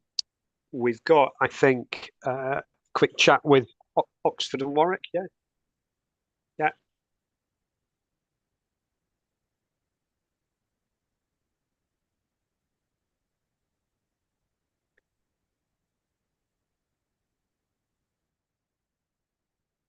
Yeah, this is one of those moments where we want to know about your personal journey. So that's the question. I need to ask questions that probe your personal journey and how you felt as you scored that winning point in the first round. Oxford, are you there? Hello. Hello. Hello. So you heard my kind of facile description of these questions about. So clearly, I'm not going to make a career out of this during match interviews. But tell me how you feel going into the second half. Yeah, all right. I think we did well there. I'm surprised how much we know about varieties of leaf. But we're having a good time, learning a lot, and feeling all right. We're in a pretty good position. So yeah, we'll see what happens. Okay, fantastic. Is that a botanically themed shirt that you're wearing in there? Is that deliberate? Yeah.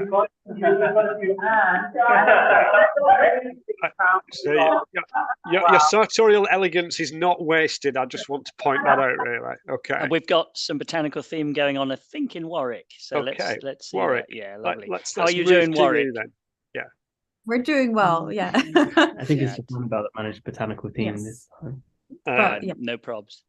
Good to see you. And that was a great first round. We've got more to come. Okay. So we'll see you in a bit. See you in a bit. So same format. You know what it is by now.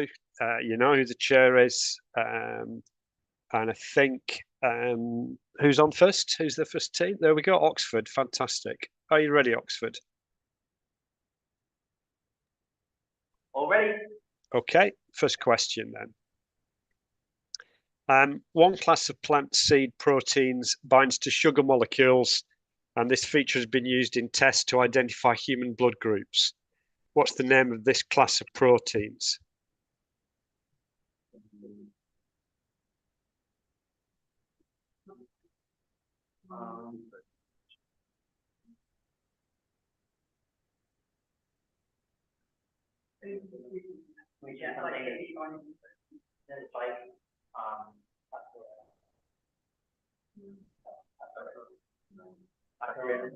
Okay.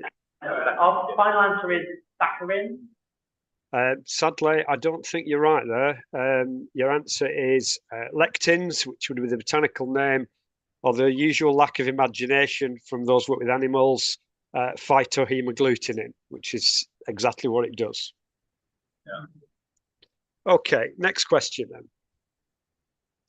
then. What's the term for the type of plant which, to trigger flowering, requires a long period of darkness within each 24-hour period? Okay. Our final answer is short stay plant. Fantastic. That's a good answer, and it's the right answer. Okay, well done. And move on to the next question. The fern genus Gaga was named after Lady Gaga, but why?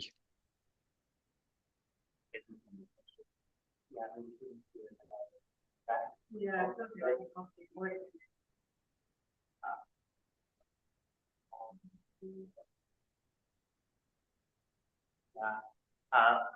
Our final answer is that she wore a dress which it resembled. Yeah, that's a good answer. Can we see the answer on the screen? What we really wanted was that precise link between GA and her name. You're right in that the dress link is there, but that I think was the answer we needed. It continues a long link between fashion and botany. I was surprised that Lollo Rosso didn't come up in the lettuce round, because if you eat Lollo Rosso, it's named after Gina Lollobrigida's knickers. Right. The good news is, though, is that I've been completely overruled, and you are going to get that point because it was the similarity in the dress that she wore. That serves me right for being a geneticist, won't it?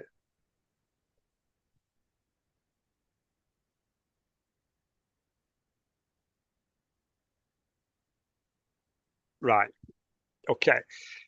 Yeah, as you said, once the paper was published, there was a dress in the same pattern as the Prothallus. Although you might argue all ferns have that shape, but there we go. Well done. Next question. Cisa cambrensis, Welsh groundsel, is a recently evolved allopolyploid species. Name either of its parents.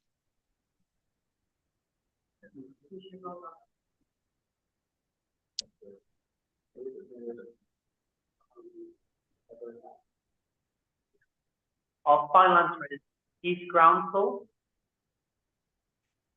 No, did you say Heath Groundsel? You did, didn't you? No, its answers are Oxford ragwort or common groundsel, Senecio vulgaris. There ought to be a bonus mark for asking who did that work, and the answer is me. But there isn't a bonus mark, so I can't ask it. Okay, next question. Okay, thanks Oxford. Thanks for those efforts. We move on to University of Warwick. Hello again. Hi. Are you ready again? Yeah. Okay, splendid. Okay, here we go. Chicory, Cichorium intybus, and Jerusalem artichoke, Helianthus tuberosus, and over 30,000 other plant species contain the carbohydrate polymer inulin as a storage compound. What is the name of the monomer that makes up most of these? Most of the inulin?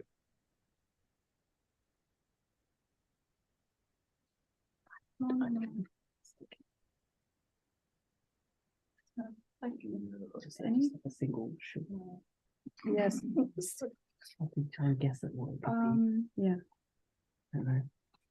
Yeah, it's a monosaccharide. Like what? Like which one? Monos.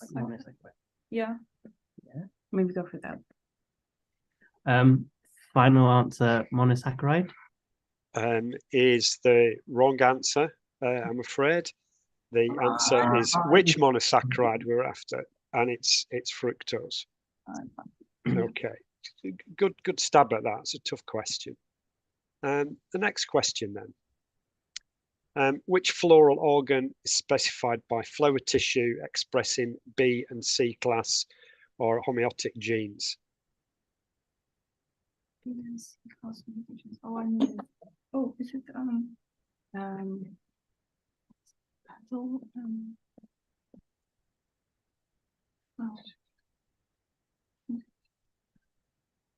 Isn't like one of the sexual organs, like either like female or male? Like, Yeah. I don't know that. I think so. What's that?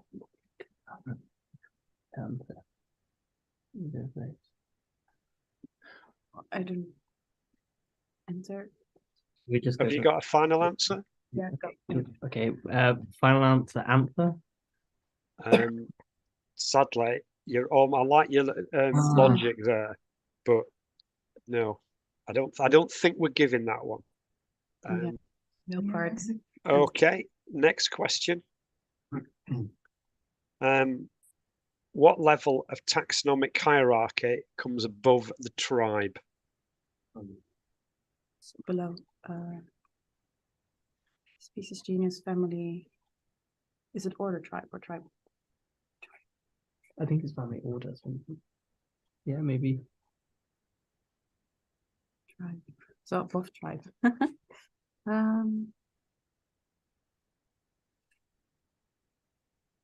So tribe have the genus and the above. No, yes, It's family. genus. Okay. No, It's a family. Family? It is family. Sure. You're going for family above tribe. Okay. Let's have a look at the answer for that one. Well done. Fantastic. And then the next question. ITS DNA is used as a marker in the barcode in the plants. What does ITS stand for? Sounds like engineering spacer. Yes. What's the T for?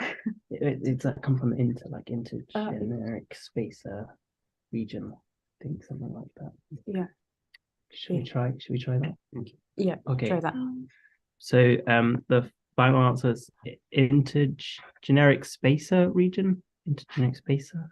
No, it's a good guess, and I like your logic, but it's not quite there. It's internal transcribed spaces, commonly used in barcoding, along with things like MAT-K and so on. Okay, that was your last question. Well done. That was a tough set. And so thanks, Warwick. We'll see you in the next round. We're in. We've got the Eden project, and you're ready to go. Yep. Fantastic. Okay, then away we go. Of the 20 amino acids used in protein synthesis in cells, how many of these amino acids are made by plants? So humans can only make, they can't make all of them. Can they? No, we can't. We've got to eat. Is it because plants can make all of them? Plants don't need all of them. So What? I do Oh, believe they just make all of them. So should we just say 20? I'm happy with that. Unless Billy? Yeah, sure. Our final answer is all 20. I think that's a very, very good answer. As we'll see, there we go. Well done. Thanks, guys. It's why we need plants, life itself. Okay, next question. Which class of algae, mostly marine plankton, photosynthetic or mixed trophic, often with overlapping plates as armor and sometimes responsible for red tides? Well, is it a red? What's the red algae called? Is it a rhodophyta? Rhodophyta, maybe?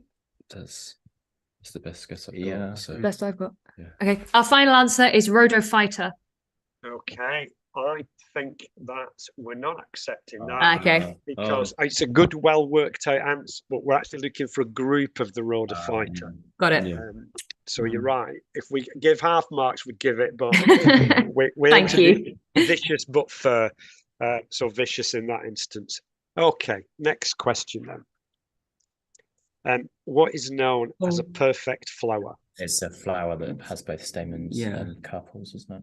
It's got both male and female parts. Is it? Yeah. Okay. It's a flower. Sure. Our final answer is that it is a flower with both stamens and carpels. Well done. That's excellent, and that's the right answer. Thank you. Okay. And Not letting me down. Your last question then.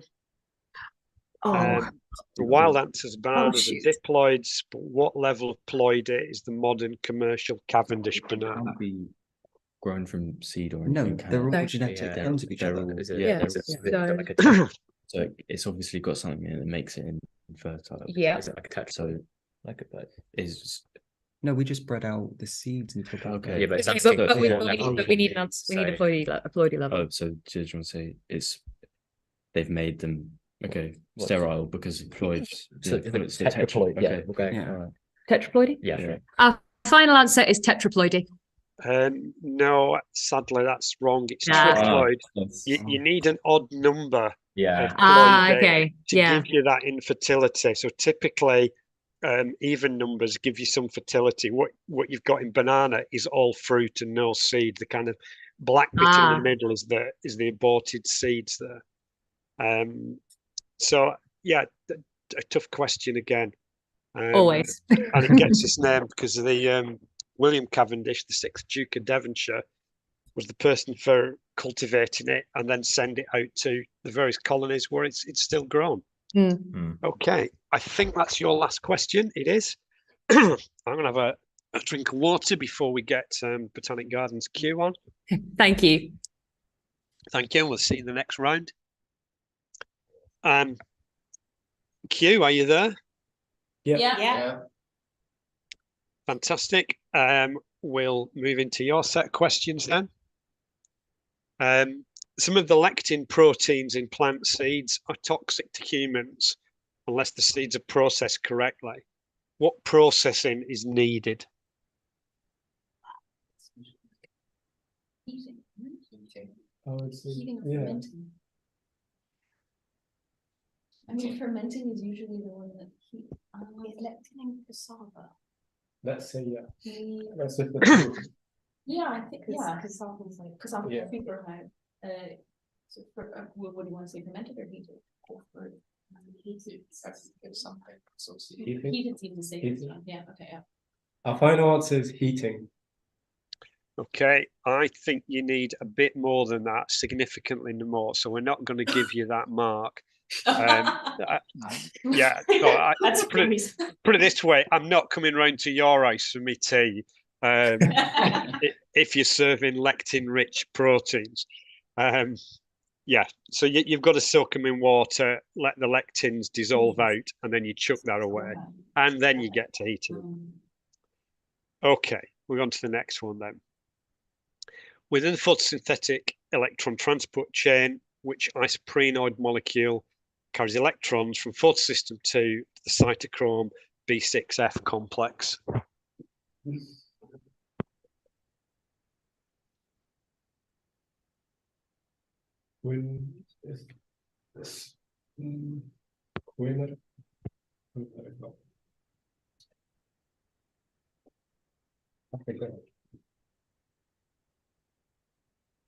Our final answer is quinone. Okay, the answer is plastoquinone. So I'm going to ask our High Court judges whether they'll allow that. The High Court judges say yes. The man from Del Monte is answering the next one. So that takes us beautifully on to the next question then, and your last one, I think. No, not your last one, your penultimate one. How long, on average, is the style in Aquifoliaceae? That's ivy, isn't it? That's ivy. It's very small flower. Like twice or 3 times the length of this. In more up. 2 or 3 times. Which one? 2 or 3?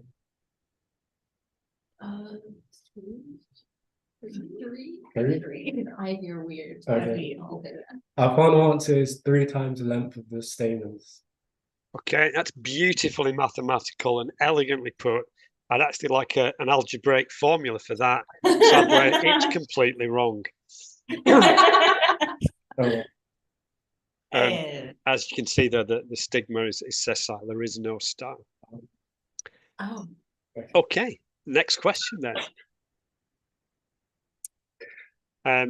Sporobolus, synonym there is Spartina, which you may know it as. So Sporobolus anglicus, the common cordgrass, is an allopolyploid species. Name either of its parents.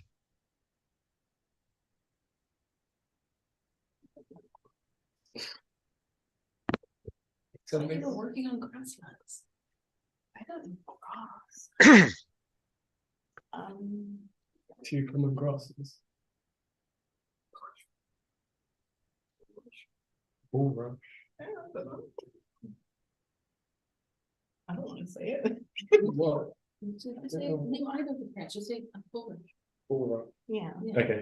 Our final answer is bulrush.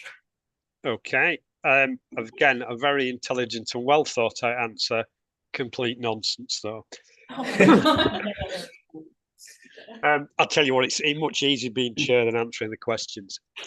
What you're looking at is small cordgrass, Sporobolus maritimus or Spartina maritima, its old name, and Sporobolus alterniflorus, smooth cordgrass. Small cordgrass is a UK native, and the alterniflorus comes from the American seaboard, and it was reportedly brought across in ship's ballast when there was a transatlantic liner service. Brought it to Southampton water, germinated, crossed with ours, and we have Spartina or Sporobolus anglicus. So a nice evolutionary story for the UK. Okay, I think that's your last one. So thanks very much.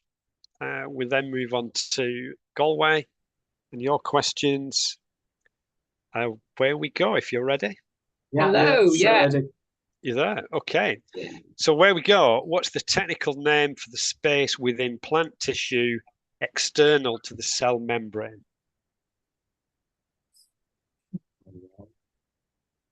External to the cell. Oh, I think I read this yesterday. Begins with me, but I can't. No. It was in plant tissue, not cell. It's other.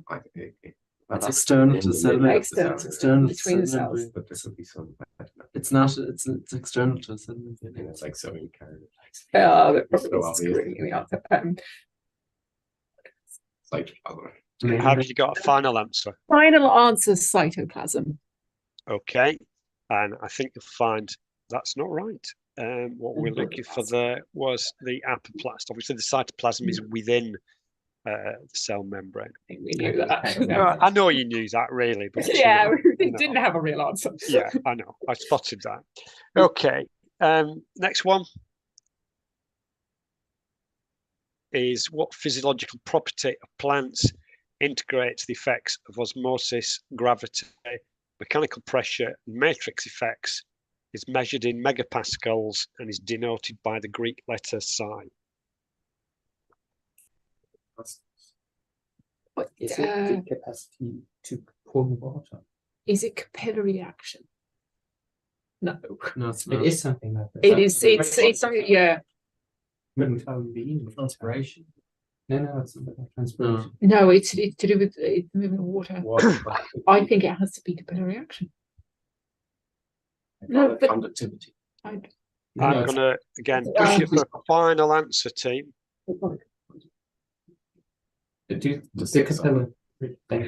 Final answer: capillary action. Okay.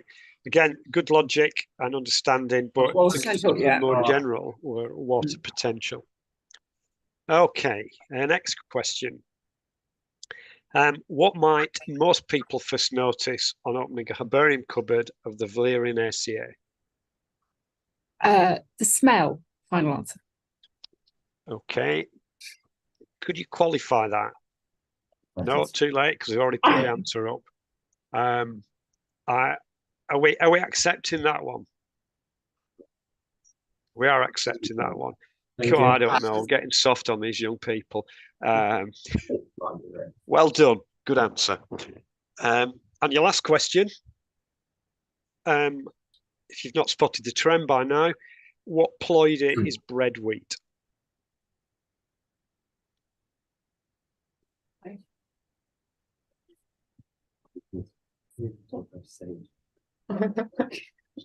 Five ploides, or tetraploid, or tetraploid. Final answer: tetraploid. Okay, let's have a look at that. And I think you'll find it's hexaploid. There is a tetraploid ancestor, which itself is a product of two diploids, and there's also a diploid ancestor. And some of those are still cultivated. But the answer after today, of course, was hexaploid. But I think you should celebrate getting that one wrong with a piece of toast this evening. Sure. Okay, thank you very much. That you did well. That was a tough set of questions. And then we move to Trinity. Your questions. Plant cells are surrounded by a cell wall. Of what type or class of material are primary plant cell walls made? What type or class of material? Cellulose, is right? What's it called? Where they're like the complicated, like it's like. Oh, like one. Okay, have you got a final answer? I'd say. Our final answer is carbohydrate. Okay, let's have a look at that one. And I think you'll find that that's the right answer. We'll accept that. Yeah, good conversations you're having there. I could just hear them. Your next question then. At the start of the citric acid cycle, the formation of which key molecule is catalyzed by the action of pyruvate dehydrogenase on pyruvate? The action of pyruvate. Yeah, it depends. Sometimes that's like the 3C or 4C, like photosynthesis. It's like 3C, 4C, malic acid. Do you think it's malic acid? Could be, but that's maybe sure. Malic acid. Yeah. Okay, we'll say that. Okay. Yeah, sure. Final answer is malate or malic acid. No, there's an intermediate step there. The answer we're looking for is acetyl-CoA. And I'll put money on you've drawn the citric acid cycle in the past, going from 3-carbon pyruvate to 2-carbon acetyl-CoA. But again, along with that piece of toast that the previous group's having, you can look it up this evening. Okay, next question. Gene bank stores genetic material, typically in a seed bank. However, the cocoa gene bank is kept as a field collection. Why is this? They don't store in seed bank conditions, so it's recalcitrant. Final answer, their seeds are recalcitrant. I think I'm not. I think I'm going to have to go to the jury with that one. I think the answer we're looking for is that the answer we're looking for is exactly the one that you gave us. So well done. And then on to your final question, which is the genetics one. Gregor Mendel described genetics as 7 genes in peas. What 2 alleles did he find for pod colour? So the name of the alleles, or like what? So it could be like green, yellow, or colours. Clarify. Are you looking for the name of the alleles? No, we're looking for the pod colours.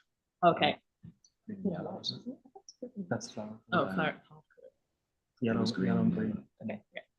Final answer, yellow and green. Okay, let's have a look at that one. And you're absolutely right. So again, definitely a diagram that you've drawn in the past, but dragged from the memory banks for this one. It's not widely known that Mendel toyed with working with hawkweeds for his genetic work, which, if you know about it, have a horrendous genetic system. So if he hadn't gone for peas and their beautiful simplicity, he might not be known to this day. Anyway, good set of answers. Well done. Very much. And we'll get the next group in, which is Cambridge. Cambridge, are you ready to go? Yeah, we're ready. Okay, let's have the questions then. Plant cell wall is permeable to water and small molecules. What cell structure controls the flow of these and other materials into and out of the cell cytoplasm? It's a molecules. I think it just means unless you mean like that is because they're including water, so it's just the cell membrane. Yeah, because with water. Our final answer is the cell membrane. Okay, which is the right answer. You could have been a bit more precise and give us kind of protein-bound membrane, membrane-bound proteins, but yeah, good answer. Okay. The next one. Anthocyanins are responsible for pigments in many plants. From which amino acid are they derived? Our final answer is phenylalanine. Okay, we'll accept that. Very well done. Next question then is in taxonomy. A phylogram is a phylogenetic tree that has branch lengths proportional to the amount of character change. What is a chronogram? One sec. Go for it. Our final answer is branch lengths proportional to time. Is an excellent answer. Well done. Yeah, it's one of the things that I think makes taxonomy such an exciting subject at present, that we can incorporate these various other branches of science, fossils, molecular clocks, and so on, to produce these fantastic understanding of evolution. Yeah, well done. Good answer. And your last one, back to Mendel again. Describe the genetics of 7 genes in peas. What 2 alleles did he find for flower colour? Final answer, white and pinkish purple sort of color. Okay, can we have the answer? Yeah, purple and white. We'll give you that one. And the real question is, will my voice make it through to MMU? And thanks, Cambridge. That was very good. Well done. And finally, MMU, away you go. When you're ready. Okay. Are you there? Yeah. Everyone's there. That's brilliant. Okay, your first question then is plant seeds are an important source of protein in vegetarian and vegan diets, but some seeds are considered a poor source of some amino acids for humans. Why is that? Well, a lot of them have different balances of amino acids that are not particularly good for humans. Well, the sulfur-containing amino acids are in the legumes, aren't they? Yeah. And some are rich in glycine, some are rich in lysine. So what exactly are they wanting for the answer? Is it that they're not they don't provide the complete protein. That's or right. or Yes, is yes. it bioavailability of Yeah, I think it's not providing a complete protein, which is why you eat legumes and cereals together. So how do we phrase that into an answer? Over to you, Okay, Richard. not a complete, so not a fully. No, it doesn't contain all the essential amino acids.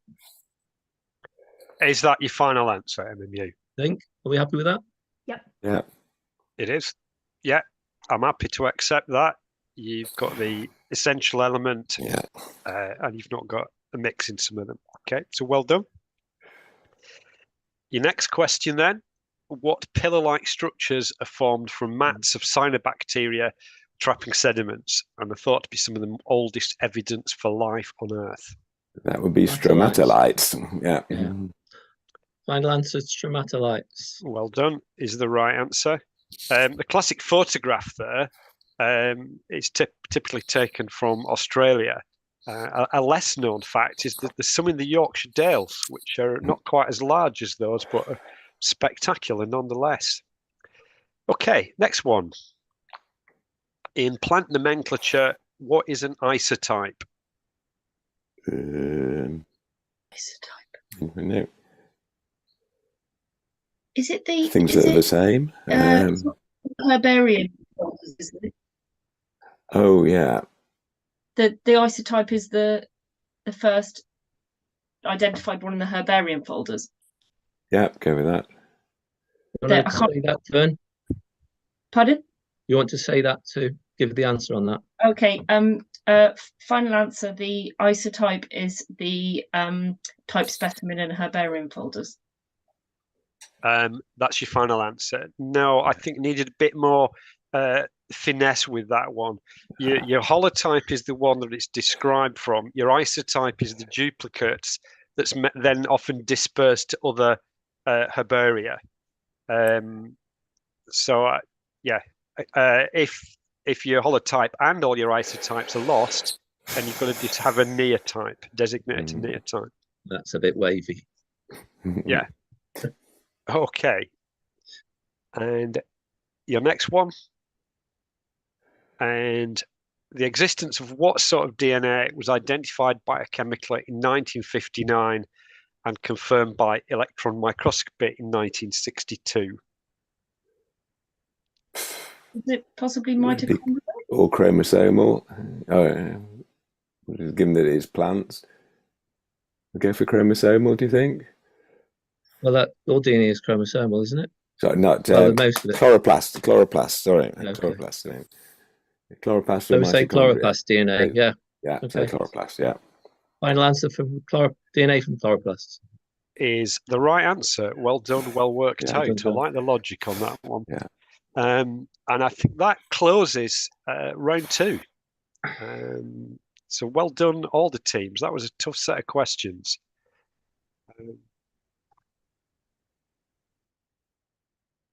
Why would you feel wait tough? Scores? Oh, we have the scores already. I don't have to tell you my herbarium story. I'm going to tell a herbarium story. I was working with a sedge a few years ago, and we wanted the holotype, which records said were held in Vienna. So we contacted Vienna and said, "Can you share us this particular type specimen?" And their answer was, "Well, we'd love to, but you beggars came over and bombed us in the war and destroyed it. So you need to designate a neotype." So that's my herbarium story, or one of them anyway. We have the scores, I believe, after 2 rounds. Okay. They're in the Cambridge chat. on 29 in the lead. Then we have MMU on 24. We've got 2 teams on 23, which is Oxford and Eden. And then we're down to 20, which is Trinity are shooting up. And then we go to Galway on 16, Warwick on 15, and Kew on 14. Okay, fantastic, John. Thank you very much. And I'll hand over to Tina now for the next round. Great. Not quite. I think we're going to take a little break in a moment, but we want to have a chat with a couple of teams. Then we're going to take a short break. It's quite tough in ground control here. So a short break is useful and needed. We don't have enough buckets. So I'd like if Eden and Q could come on just and John just for a quick chat. Malice intent. I'm so glad I know how to pronounce that now. It's pretty obvious that you chose an excellent name. So well done for your malice intent. How's it feeling? Yeah. Pretty tense. They've got a bit harder, the questions. That was a tough round. I felt wasn't that. it? Yeah. Let's hope that was the tough round, though. I couldn't possibly comment. Well, it's supposed to be brutal, and that's the fun. Yeah, you got to see the clear winner. I'm glad you're seeing the fun side of it. Yeah. Q, hello. Hello. Also a tough round. Yeah. Just a bit. Just a bit, yes. Yeah, but some glimmers of light in and amongst there. But yeah, great. It's been. I mean, from my point of view, I'm just watching you all sweat, and I'm exhausted. So you're doing really well. I hope you've got your snacks going. John, anything to add? Yeah, and it was really tough. I mean, we'd only got Cambridge getting all 4 out of 4. We've got MMU and Trinity, the only teams to get 3 out of 4. So yeah, very, very tough. We've lost Q, but thank you very much. Eden, thank you. Oh, well, you're back. Yeah, so we're going to take a short break now. Lovely to see you. Keep on in there. There are 2 more rounds to go. Is it a 5-minute break? Shall we put a time? Yep, it's a 5-minute break. Very good. See you soon. Back.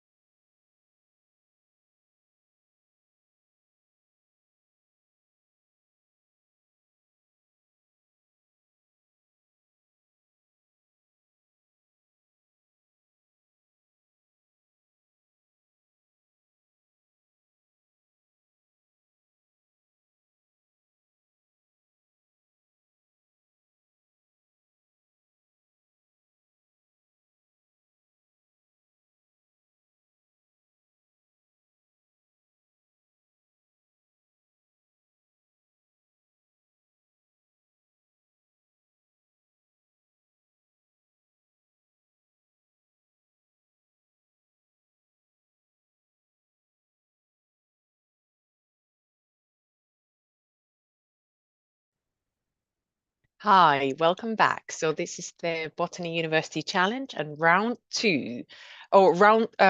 two, round 3. So we have multiple questions for each team at a time and randomized order. As we're starting this round, we are inviting the Eden Project as our first. Huddle in, everyone. Perfect, you're there. Visual is there. All right, ready for questions. Why were Carolus Linnaeus and Joseph Dalton Hooker not on speaking terms? The botanical drama. I feel like it was something really petty. I mean, if in doubt, it probably was in the 18th century, but yeah. Okay, but was it that they were using different classification systems, maybe?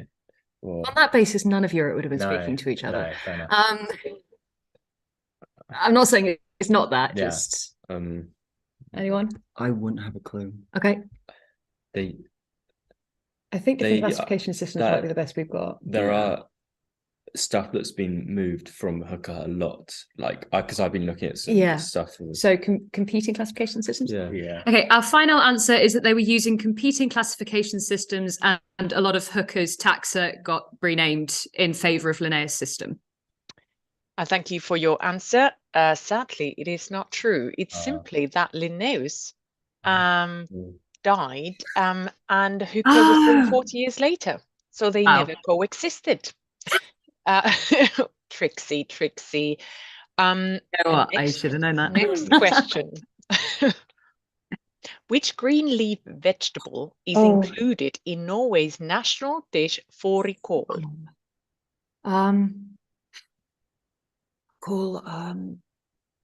Oh, come on. Is it not a type of kale? I think it might be. Is it like a sea kale or something? Possibly, yeah. Don't know. I mean, it's the best we got. Yeah. Our final answer is sea kale.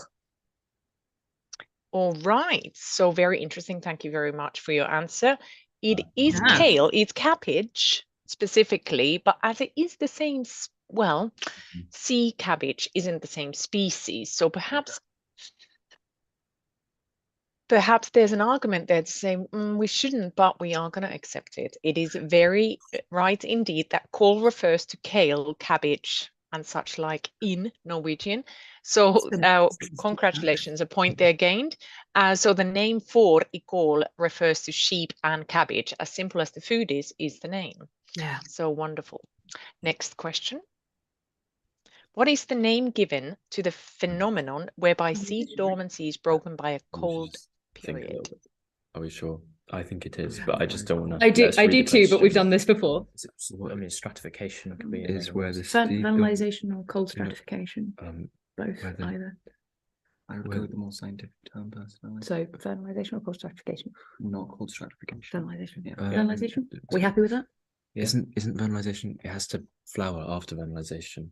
No. Isn't stratification specifically for seeds? Oh, yes. Yeah. I think you're right. I think you're right. Thank you, Alex. Okay. Our final answer is cold stratification.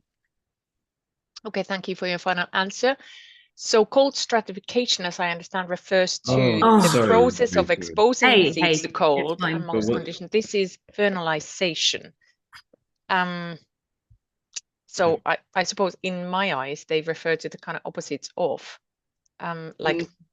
yes. So we agreed. It's fine.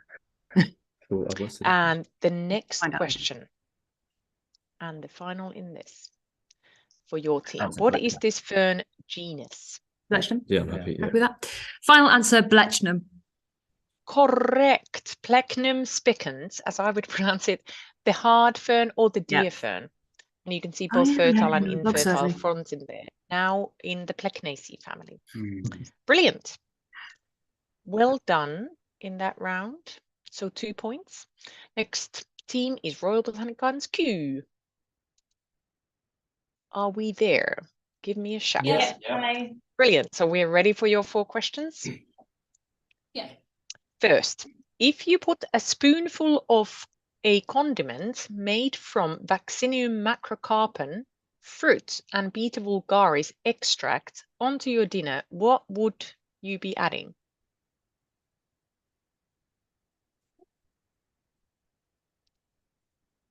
Because sugar's made from beets, right? Yeah. So But sugar beets. Vaccinium Can. is blueberries, right? Blueberry. So it's like a blueberry jam. Yeah. Blueberry jam. Like you would have like similar to like lindenberries Yeah. on meatballs and stuff. Yeah. Yeah. Our final answer is blueberry jam. Thank you for your answer. It is cranberry sauce. Extremely close but a wrong species. So this we cannot accept. The right genus, but the wrong species. So there are very many edible berries in the Vaccinium genus, especially in the Northern Hemisphere. One of them is Vaccinium macrocarpon with these ginormous, it feels, berries, especially in boglands. So that is the cranberry sauce. But you got the beta vulgaris right. It is the sugar. So no points for that, sadly. And next question. Pasta, the national dish of Italy, is made of durum wheat, Triticum durum. How does durum wheat differ from bread wheat, Triticum aestivum? I'm not sure. I have no idea.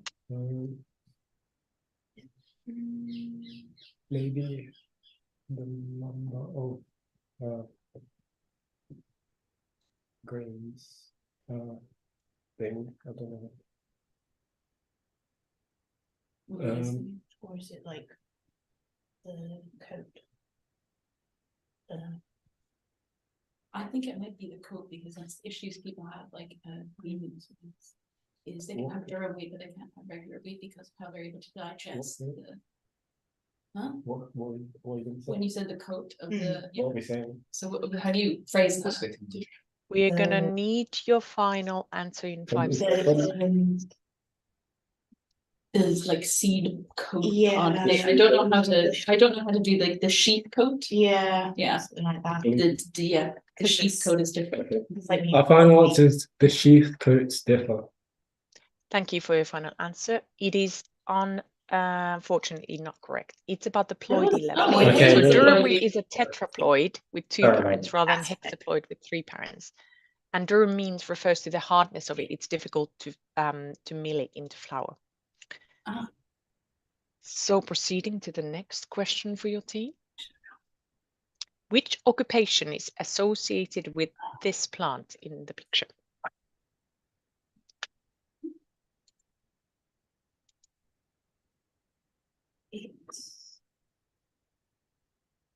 For some reason, I'm thinking nurse. Nurse. Yeah, but I'm not 100% sure.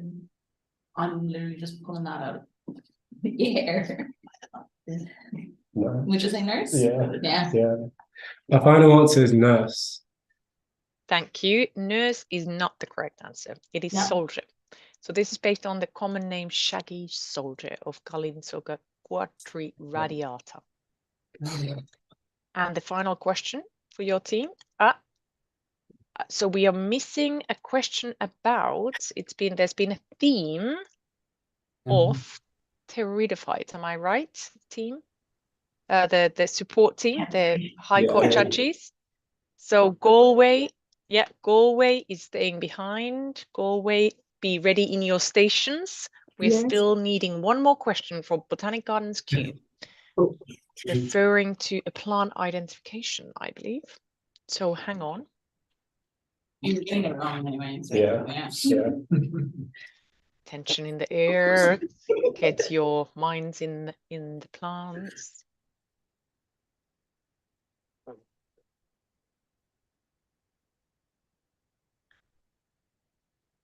Oh, I'm just gonna. The good news is,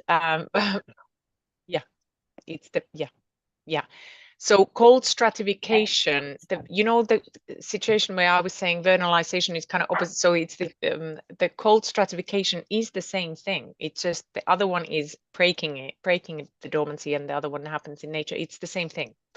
So the team for Eden is gaining the points that I wasn't awarding you wrongly. So good news for Eden. And hold on for Team Q for your final question. Hang on there.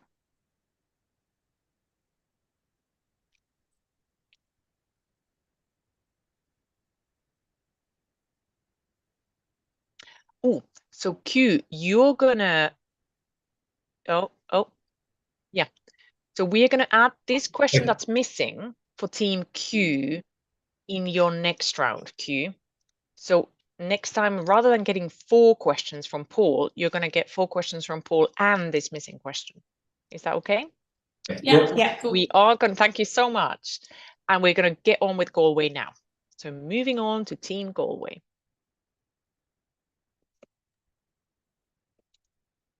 Ready? Fire away. Yeah, Yeah. good. Great. So first question. What plant is most likely to be refused on a Christmas day? Pastinacus sativa, Docus carota, Pisum sativum, Brassica oleracea, variety gemmifera. Carrots. Peas and sativum. What is that? Is that sugar snap peas? I don't know. It's not peas, is it? Docus carota is obviously carrots. Will we go with Brassica oleracea? I think so, yeah. We're going to go with a final answer, Brassica oleracea, variety gemmifera.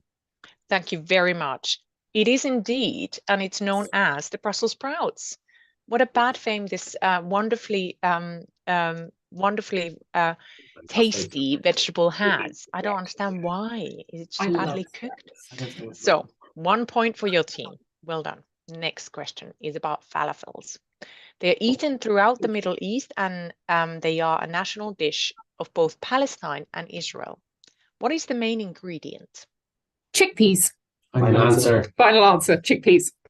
Well done. I think somebody likes them. That's a point for the team. Well done. It is truly chickpeas. And your third question. The Weeds Act in 1959 provided for the control of 5 injurious weeds. Which one of the following is not part of this? I'm sorry, we're not going to have an answer for this. This doesn't apply to Ireland. Ooh. I'm sorry. Yeah. Is that right? Interesting, because the laws are different, right? The same Scotland would have. And is it right that all of these acts are? They're not transnational? Yeah, no. We have the European ones, obviously, but the Weeds Act would be specifically British. So I wonder how our background team is going to help us here. Just screen it. Have a different question. Is that right? Yeah. So you have 2 options, Galway. We can either have a guess from you, understanding that you wouldn't apply to this area, or you can have a different question. Could we have a different question, please? Great. I was guessing. Jonathan. And I wonder whether we are going to do the same as, so I'm just waiting for confirmation, but I wonder whether we're going to do the same as previous team, where your question is added to the next round. So we're going to do the same as with Q in the next round with Paul. Instead of 4 questions from Paul, you're going to have them as well as this 5th question. Great, thank you. Thank you for pointing that out. Thank you. And so the right answer is melancholy thistle of these options. And so we're now still going to have the last question of this round for you, and it is about this fern genus. That's Adiantum. Final answer, Adiantum. Final answer, Adiantum. That is correct. It is the maidenhair fern genus Adiantum in the Pteridaceae. Well done. Fantastic. So now let's see what drama Trinity is bringing us. You never know. Is there a question missing? Is there a question applying? Stay tuned. Are we ready for the first question? Yeah, go for it. So, what traditionally happens to medlar fruits in the UK and Ireland before they are edible? They need to blet is the term, so you need to like specifically degrade and like rot a little bit. So bletting is the term. Okay, bletting. Okay. Eaten. Our final answer is bletting. Correct. It is rotting, i.e. bletting of medlar fruits that is needed. These trees are native of Caucasus, but were brought by Romans, and Mespilus cherumanica in the Rosaceae family. Fantastic. Point gained. Oh, I love it. Timing. What is the main ingredient in the Ukrainian national dish borscht? Maybe a few weeks ago. Yeah, Ukrainians living with me. Well, you can say that if you want. So like we all be fancy. Okay. Final answer is beetroot. Correct. It is beetroot. Borscht is all about the beetroot. Wonderful. 2 points. Next question. What does the term masting mean in relation to forest trees? So like beeches, for example, every few years they produce a glut of seeds to like overwhelm predators. Okay. So how do you want to? How do we word that? Do they A not production seeds of in like the a lot of seed, more than normal amount of seeds. Producing a glut every few years. Okay. Our final answer is. That is correct. Oak and beech are examples of this. So absolutely a bumper crop of fruits, such as seen in oak and beech. Wonderful. So ready for your final. It's going to be 4 points out of 4. Gosh, what is this fern genus? Osmunda regalis, I think it is. It's not Dryopteris. I think it's Osmunda, yeah, because you see the spore-bearing structures there. They're kind of sticking up, so that's like Osmunda, I think. Okay. Are you familiar with Osmunda? I'm not familiar with. I think it's Osmunda regalis. Okay. So Osmunda. Our final answer is Osmunda. Final answer, Osmunda, is correct. 4 out of 4. Go Trinity. It is the royal fern Osmundaceae family at the moment. Fantastic. So that was the drama that team brought. 4 out of 4. Can we now have University of Cambridge? Hello. Are we ready? Fantastic. Yes. So ready for your first question. The US botanist Joe Santor's YouTube channel has over 300,000 followers. Complete the strapline of his channel. Crime pays. Sorry. Our answer is crime pays, but botany doesn't. Correct. And I love it. I didn't know about this, but my God, and that picture. So good. Hilarious. I'm so going to listen. Question number 2. The national dish of Jamaica is saltfish and ackee. Why is the ackee notorious? Stars? Never heard of that. No, it's like salt. Yeah, what could be spices? I have no idea. So should we go for it? Yeah. Our final answer is it's sour. Final answer, sour. Sadly, not the correct answer. They may be toxic unless absolutely fully ripe. So this is the family Sapindaceae, and Sapindales in general can have this danger. If the fruits are not fully ripe, they are toxic. So it is the ackee apple, as you see in the picture. Blichia sapida. So no points for that, sadly. Following question. What botanical term is used to describe these leaf bases, as seen in the picture? I know this. No, it's fused at the base. Yeah, but it's Blasphemy profile. There's another species where it's in the Latin name, but I can't remember. What, portfolio? No, it's like is it it could be ponate at the base. Could we guess? Well, I don't think. No, I think I'm completely wrong. Like perfoliate. Yeah, I think. Yeah. Okay. Our final answer is perfoliate. Your final answer is correct. Nice. Fantastic. It is perfoliate, as here seen in Blackstonia perfoliata, yellow words. Well done. And here we go. What is this fern genus? Final answer is Polypodium. Your final answer is correct. And it is Polypodium vulgare, the common polypody in the family Polypodiaceae. Fantastic. So that would be 3 out of 4. Manchester, are you ready? I'm hearing Manchester. Yep. Fantastic. Thank you. Question number 1.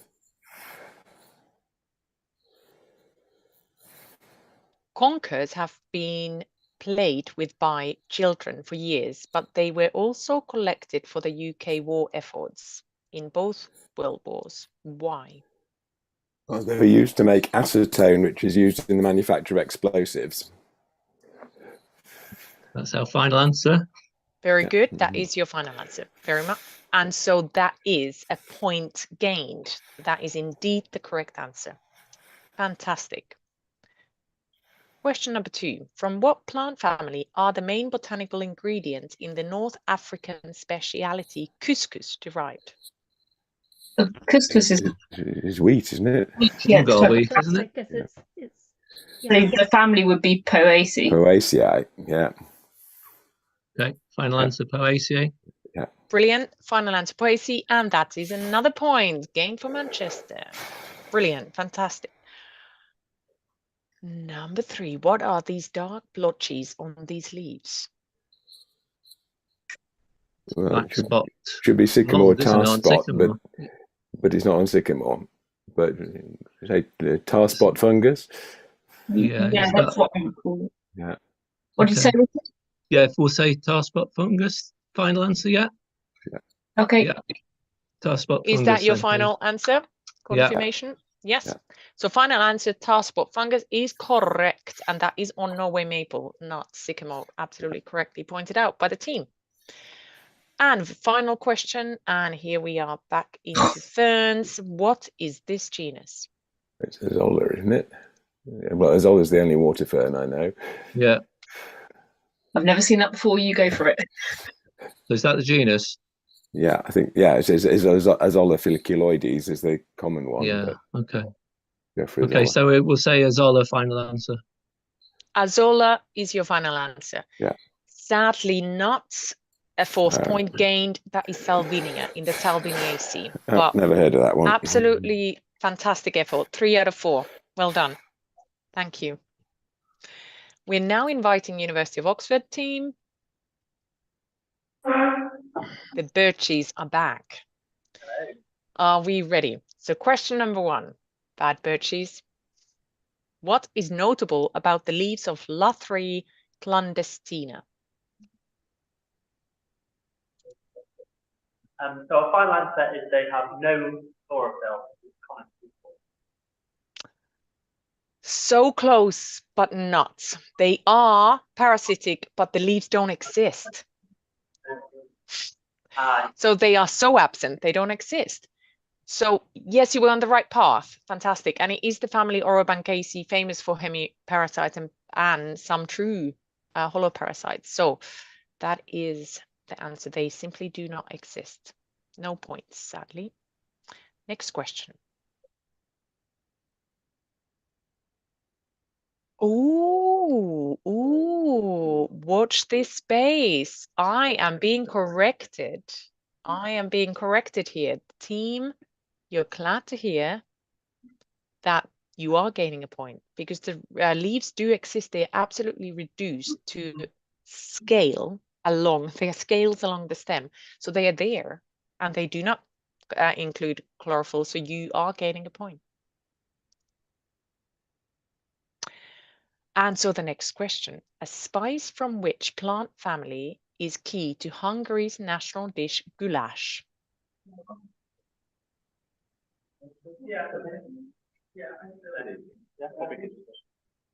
Our final answer is Solanaceae. Your final answer, Solanaceae, is correct. Fantastic. Paprika. Everywhere in the markets in Hungary. Dried or fresh, either forms. Fantastic. Point gained. Next question. To which country, region, city, or town does the geographical epithet Bonariensis refer?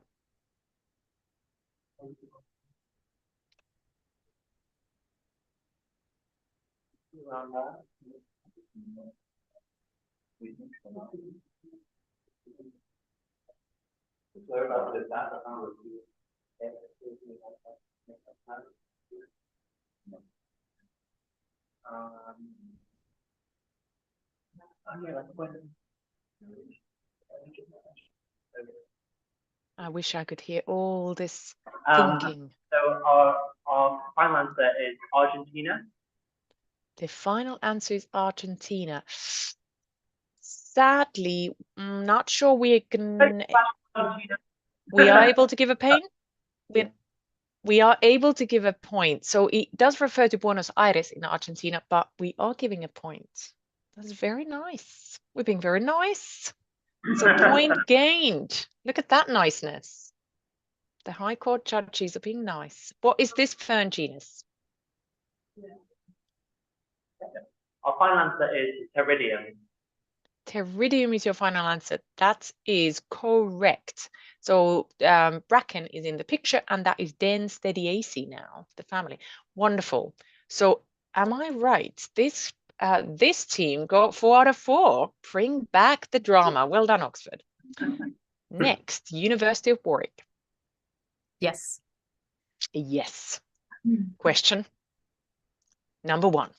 In the 16th century, what was a common use of the poisonous plant Atropa belladonna by beautiful women? They killed their husbands. Oh, was with it? Was it not like a mirror? Was it like a lipstick? No, No, it I was guess the it's- eyes. They dilated their pupils with it. Do you I want to think, try? but I don't know if it was in the 16th Like eye century though. makeup. No, they dilated their pupils. They would just pour. Put it in. Go for it. Go for it. Yeah, you say. Okay. Final answer. They used it to dilate their pupils. Final answer is correct. Oh, yeah. And I always find this absolutely crazy that there was an era that if the woman looked like they were of their, thinking that would be beautiful. But so it was apparently in 16th century. Large pupils make you look greater. It is still used, but not for that purpose. I'm glad to say, in Western medicine. Next question. What is the main plant ingredient in moussaka, the national dish of Greece? Aubergine. Isn't it? Aubergine, yeah. Yeah. Yeah. Yeah. Yeah. I think. Final answer. Aubergine. Final answer is correct. So it is the brinjal eggplant specifically, and there are several different species in eggplant. So hence I was specifying it as a Solanaceae expert. Lovely, wonderful. Point gained. Next, what creature is associated with this plant in the picture? It's like a bee orchid. It's not the bee orchid. Maybe it looks a little bit more. Yeah. I don't know, guys. I know my fashion question, but The bee species. maybe. What is it? What? No, it's not. What is it? What's part? We can try. Or spider. It's not spider orchid. No, beetle. No. I would. Should we just go for bee? I know it's not the bee orchid. Okay, That's why I should was we go for thinking wasp? Yeah. Okay. Final answer. Wasp. No. Too late. Yeah. Final answer submitted or? Yeah. Yeah, I think that would be definitely. Yeah, you did submit it, so I'm taking it. Sadly, it is not the wasp, it is the frog orchid. So it is frogs that the flowers resemble as you're getting closer. So no point for that. Your last question comes. What is this fern genus? I couldn't even guess. I don't know. I I almost want to say stonebreak fern, but then I don't know the genus necessarily. It's like I guess I'm like the only fern genus I know. I guess. No, Should we try? Genie. Do you want to try? I don't know. Let's think for a bit because we still have time. I don't know. I only know like I only know one fern genus. That's all I know. I don't know if you know. What was that? 5 more seconds and please submit your final answer. Criterion?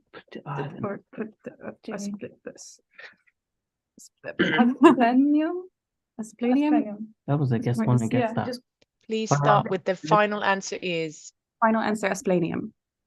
The final answer is correct. Okay. Point gained. Well done. Fantastic. Fantastic. So that's 3 out of 4 points. So that ends this round, and we're going to pass on to Paul. But before that, I believe we get a little idea of the scores. 5-minute break, and we're not going to look at the scores as we were missing some questions from some. See you all at 20 past.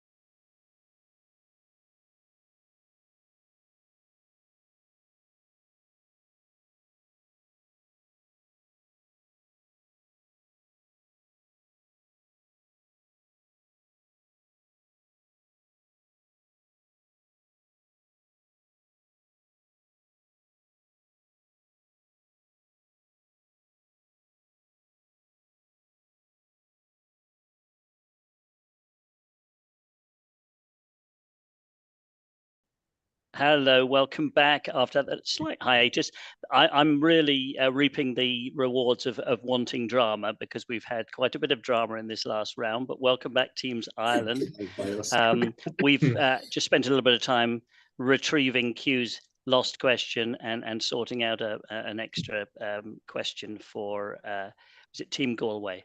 So those will be added to your rounds. But anyway, that aside, how's it going? We're coming up for round 4 now. Yeah, how's it going? Yeah, how do you feel? Yeah, we're feeling good. Last round was nice with our terrified name. We like the fern questions. Yeah. What's not to love about a fern, eh? Yeah, absolutely. Good. Well, I think probably looking at the clock, we'll get a move on. But great to see you. And we're going to move now into the to round 4. Paul and team Galway Ginkgos, and I shall remove myself. So see you later. See you later. Thank you, Jonathan, and welcome back, everyone, and welcome back, Galway. Thanks. And let's dive straight into round 4. Henry IV, part 2. Davy said to the bard, "There's a dish of leather cut for you." He's referring to a dish prepared from the cultivar of which species? Oh God, it's renewed. Pretty high, but yeah. No idea. Just go. Final answer: Brassica oleracea. Okay, that's quite a reasonable thing, given that description. Sadly, it's an apple variety that we still eat, and if you eat russet, you'll know where that name comes. Doesn't really do it justice because it's a delicious apple. Okay, next question. What connects the following common names of the following? What connects the common names of the following plants? Helianthus annuus, Botricium lunaria, Ornithalagum umbellatum, and Trollius europaeus. They're all references to solar. What's the best way to say that? Solar planet, solar. Body. Or the solar cycles. The solar bodies. That's astronomy. Yeah. Final answer. They're all references to astronomy. The answer we've got the answer we've got is celestial bodies, but I'm going to accept that answer because you've clearly got it. Okay, next question.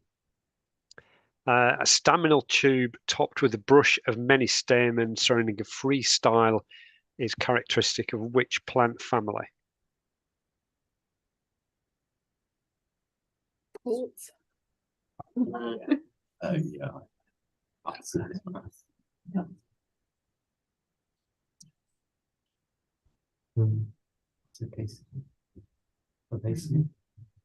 Is it plankton's plantagenesis, like a spike and then the stamens? Spike and then stamens. How do you say the family name exactly? Plantagenesis. Final answer: Plantagenetia. Okay, thank you for that. The final answer that should have been what was Malvaceae. So good try. The next one. If you find some Rhinutria japonica growing in your garden, what might you do? If you final answer, find a qualified professional to remove it. It is Japanese knotweed. It's a perfect answer. Yes, well done. Very good. And your last one of this section, what is this plant family? It's Juncaceae. They come out from the side. They come out from the side of the stem. Final answer: Juncaceae. Okay, your final answer in that case is spot on. So well done, and so trust you've survived the extra ordeal of another question. Okay, thanks, Galway. We'll move on to Trinity. I can see you there, Trinity. So you're ready to roll. Yeah. Clock as well. Away we go. What connects the common name for these species: Pedicularis sylvatica, Pulicaria dysenterica, Ophrys fusiflora, and Ophrys epifera. That's a good These are that's the bee orchid. I'm pretty sure it's the fly orchid. Yeah. Don't know Polarica and Sylvatica means silver, but I think it's all references to Okay, we'll go insects. for that. Okay. Final answer, they're all referring to insects. Okay, I'm not sure we can accept that because Fluciflora is the spider orchid, which technically is not an insect. Yeah. So I don't think we can accept that, unfortunately, because it was a damn good attempt at answering it. Next question. Rotate corollas and two-lobed seed pods with many silky seeds are typical features of which plant family? Milkweeds, because they have the what's the milkweed family? That'd be good if we had it. I'm pretty sure it's milkweeds. Asclepiaceae is Asclepiaceae are the milkweeds. I think so. Anyway, like that's a periwinkle. I'm not sure about that's a different picture. Okay. Our final answer is the milkweeds or Asclepiaceae. Okay. Not quite, I'm afraid. I can again hear your logic, but it's the Apocyanaceae. I think that's Vinca that we've got there on the screen. The next question. Why would a male bumblebee be most likely to visit the flower of Ophrys epifera? It imitates it. Like there's some research. Yeah, because like flower resembles female. I don't know if there's also like any scent related. Like it does stuff. use pheromones, doesn't it? So.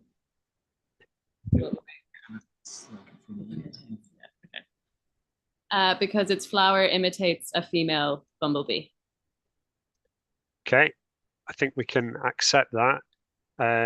Effectively, it wants to copulate with it. Yeah, and if you've ever seen it, it's absolutely hilarious because the flower stalk typically isn't strong enough to support the bee. So the bee lands on it and then the flower gives way. So the bee steps off it and says, "How did that happen?" And I'll land on it again. And yeah, it's hilarious.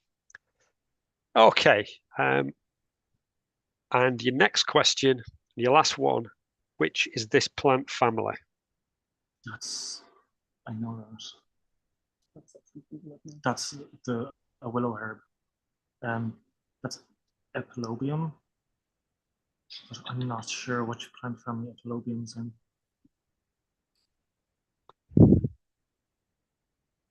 It's the willow herbs. Will we say that? I don't know what plant family they're in. Okay. Willow herbs are like a genus, not. Oh, they're not a family. Okay. Any guess at the end? Okay, I'm going to have to hurry you, as Maxwell would say. Our final answer is Epilomiaceae. That's a good, intelligent guess. It's not quite there. You're absolutely right. It's Epilobiums, well identified. Shame that you couldn't remember the family.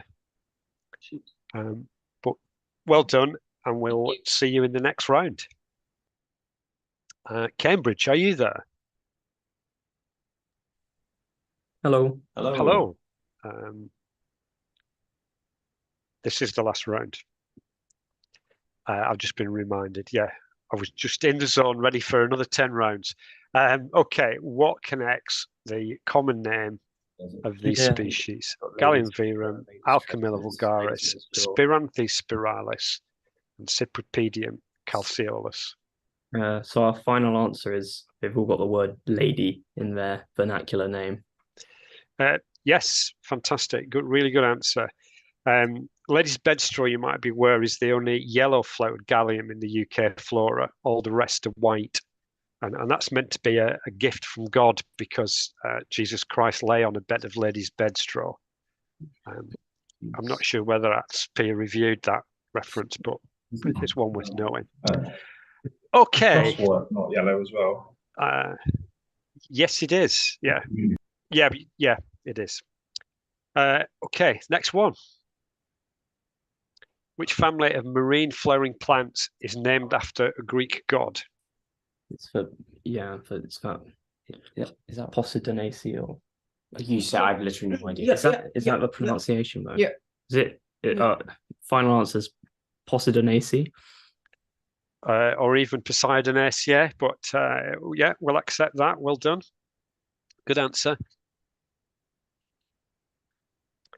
And which plant name is given by the first letter of the genus names of the holly and the pansy, and the first letter of the common English name of the plant Rhinanthus? Our final answer is ivy. Your final answer is spot on. You got there even before I finished asking the question. And then your next one. What is this plant family? I can't really talk from there. Oh no, it's not. It's something else. I can't see it very well. Can't see it. Looks like Botanical. It does, but I don't know if I don't it is. know if it The is. flowers look different. It's not Lorraine. Can you see any ochrea? I don't think it is No. Polygonaceae. Oh, well, but look there. The flowers are similar to that of like bay laurel. Those look like ochrea. Wait.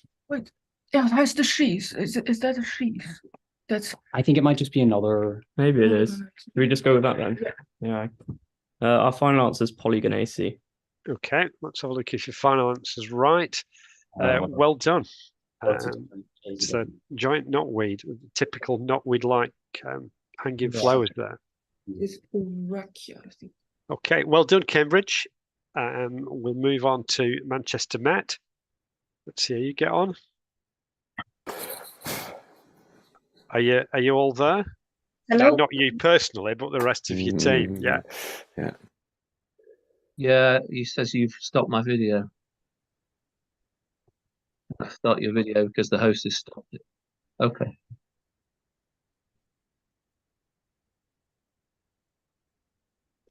I think actually, MMU, you have done fantastic with your team all in different rooms. Okay.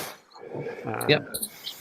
But it does mean you can't fall out and fight when you disagree on that. So Yeah. I can see some advantages. Are you ready to go then, MMU? Yeah. Yeah. Brilliant. Okay, let's have your first question. What connects the scientific names of these plants? Sheep's fescue, ramsons, dog rose, and hops. They're all named after animals. Red. They're all named after Dog. mammals. Okay.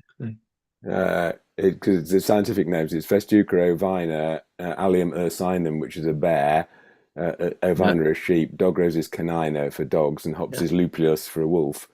Absolutely Okay, spot on. very good. Perfect Well answer. done. Really well done. Yeah, that's the correct answer. Could have put it better myself, which sets you personally up for the next question. Gnetalides includes Gnetaceae, Ephedraceae, and which other plant family? Oh God, that's that strange South African one with only one great long leaves that trail out over the desert, isn't it? But I can't remember its name. It's the everlasting thing. Everlasting Yeah, or infinite this is or a W. timeless or immortal. Which Yeah. one family? A Federacy? Yeah. Oh, I can't think of anything. The other one begins with a W. I keep thinking of Wuchereria, but that's an unpleasant human parasite. What? Yeah, it does. No, I don't know. Have we got a final answer, MMU? Federacy. What did you say? Ephedrine from? Evidence from ephedra, yeah. Right, okay. No.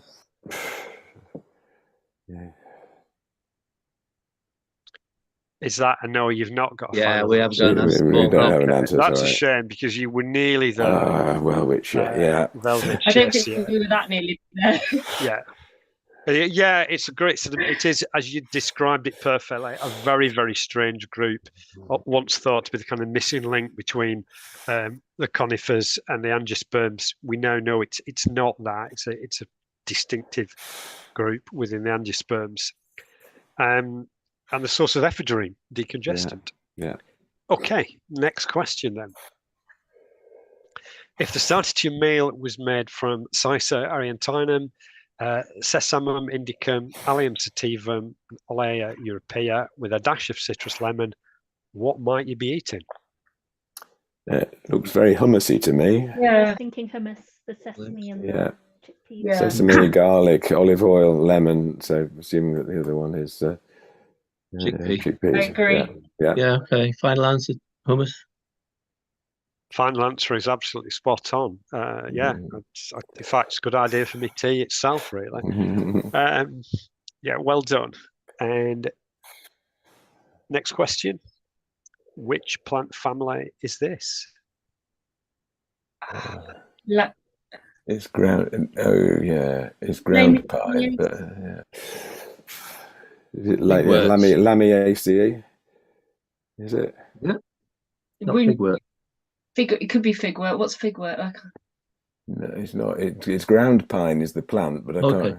Yeah, rare as hell. I think it's what I said last time round before my voice went. Lamiaceae. Lamiaceae, I think so. Yeah. Okay. Maybe I've got unless square stems. That's Yeah. it. Okay. Final answer, Lamiaceae. Yeah. And your final answer is spot on. Well done. Yeah, it is, as you say, what did you say, rare as hell, which is a technical IUCN definition there. So well done for adding that technical detail. Yeah. Okay. Thank you very much, MMU. Well done. And we'll move on to University of Oxford for the next set of questions. Are you there, Oxford? Hello. Hello. Welcome back. Okay, away we go.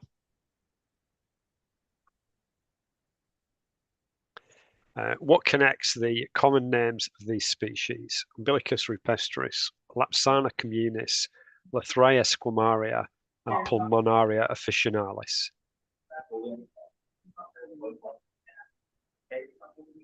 Final answer, they all relate to parts of the body and organs. Yeah, and your final answer is a great answer. Yeah, you can see the answer on there. Lapsana communis apparently makes a fantastic salve for cracked nipples. So if it is something you're suffering from, I recommend it. Okay, next question. The many stamen flowers of eucalyptus are typical of which members of which plant family? Final answer. Our final answer is myrtae. Okay, let's have a look if you're right with that one.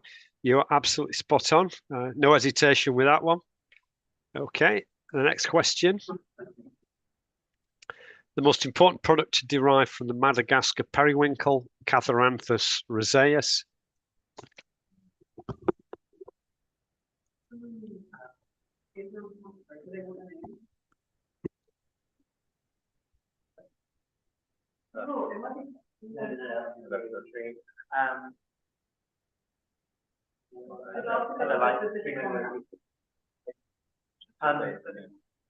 So do you want the specific compound? Yeah, please. We want the name of at least one of the compounds.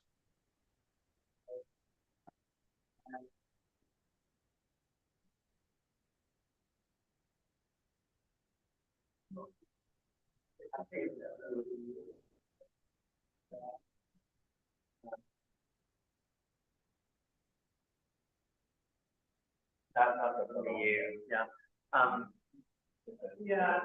Have you got a final answer? A drug against leukemia. Final answer.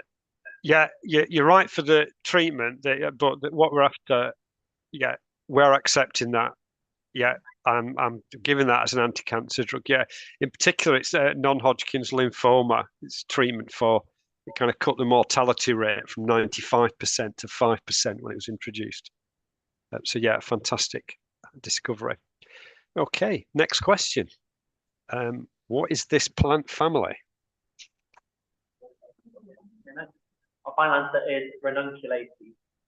And your final answer is correct. Yeah, one of those slightly strange looking Ranunculaceae. Yeah, well done. Very good. Thank you, Oxford. Welcome back, Warwick. Hi. Hello. hello again. Are you ready to roll? Of course you are. You've been here all afternoon. Yes. Let's go. What connects the common names of these plants? Dactylis glomerata, Lotus corniculatus, Anigosanthus species, and Ophioglossum vulgatum. I don't know. I don't. There's not many of those species that I recognise. Is it animals? Is it are the names of animals? For like Dactylus. Glomerata, that's like film millipedes. Or is that like millipede? Yeah. Should we say animals? But I don't have any other good, I guess. Yeah. Why not? I don't know. Yeah. Yeah, sure. I don't. Yeah. I don't know what else. Yeah, should I say? Yeah. Final answer: animals. Yeah, I think that's a good answer. Yeah, you worked it out. Well done.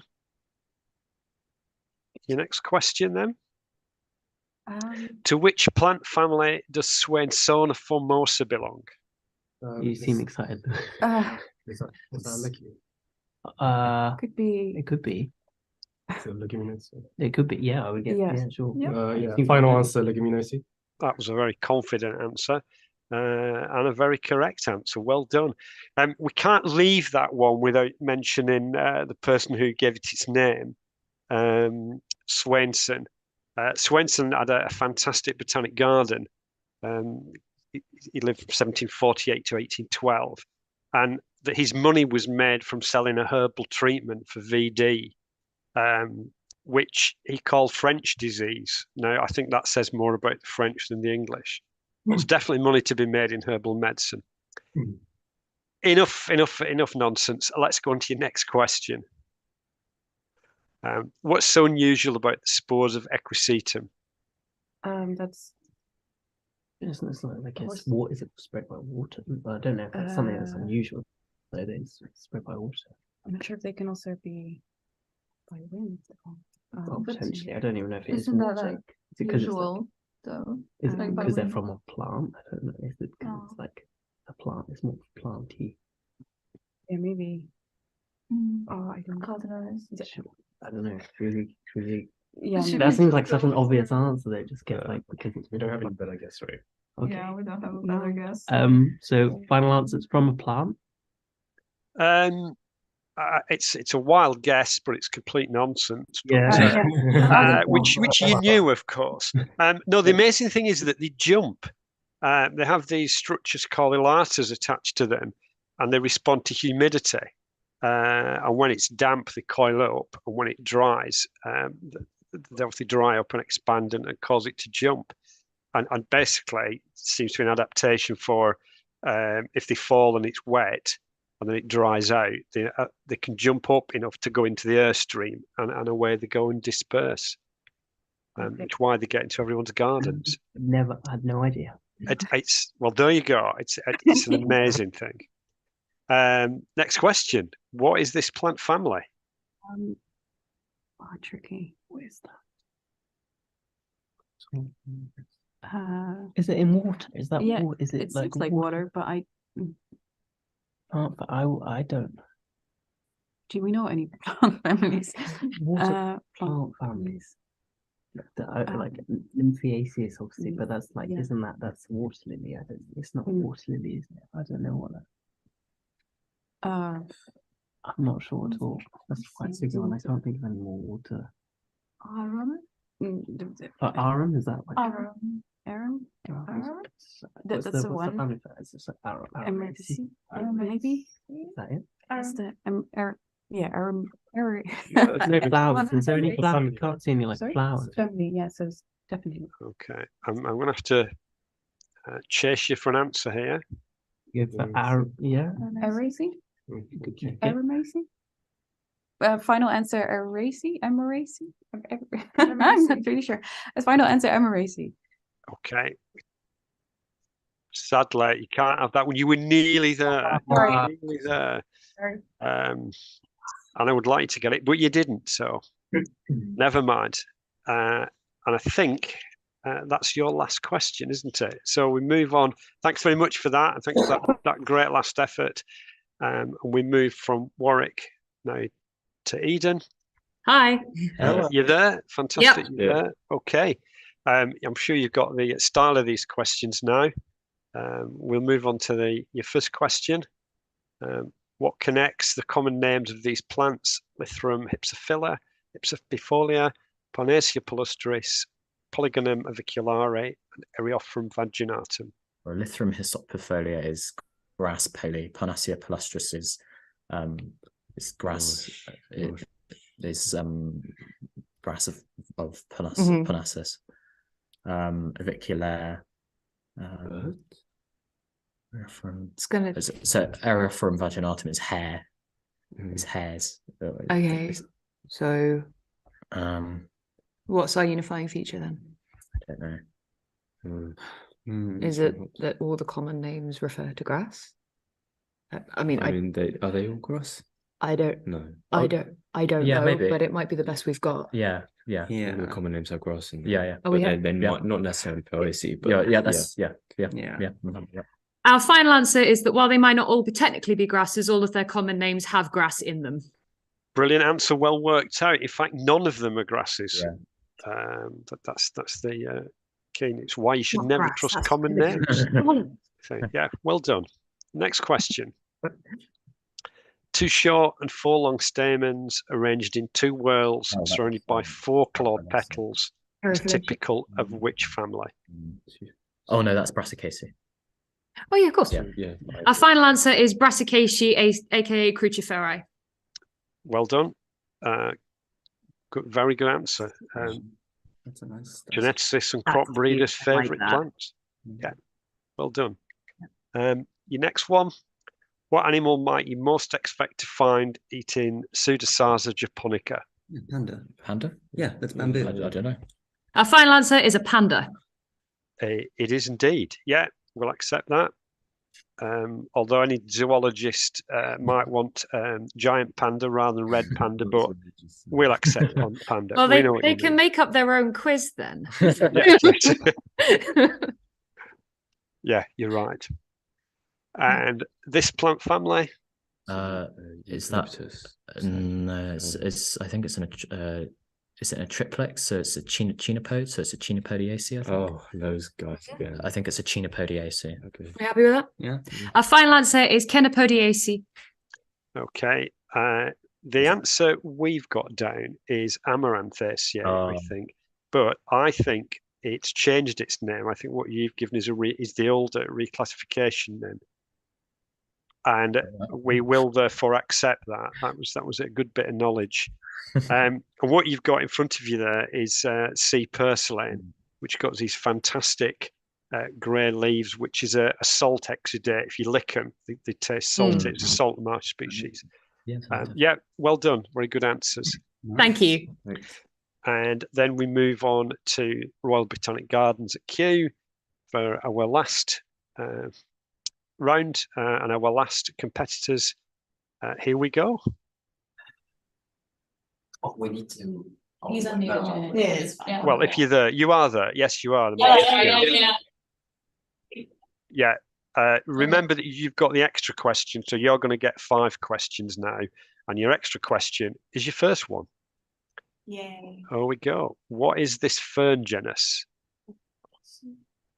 Okay. Yeah. Our final answer is Ophioglossum. Okay, and let's see if you've got that right. Of course you have. It's Addis tongue, a plant of species which grassland in the UK. Well done. Worth waiting for.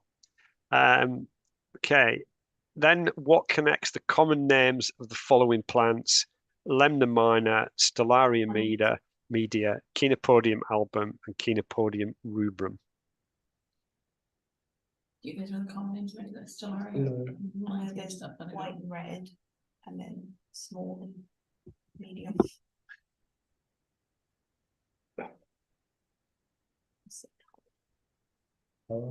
This is album and rubrum. That's the only thing I can think of. Yeah. They all have color in the name. Yeah. Our final answer is they all have colours in their name. They all have what, sorry? Colours. No, that's not the answer. The answer is that they're all birds. Ducks, chicks, hens, and goose. Well, I can see where your answer came from. Yeah, I can see that. Okay, next one. African violet and Streptocarpus are in which plant family with furry petals?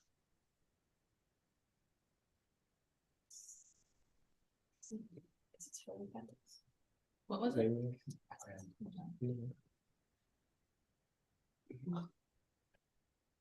Violaceae? No, it's not because violets are. I don't know.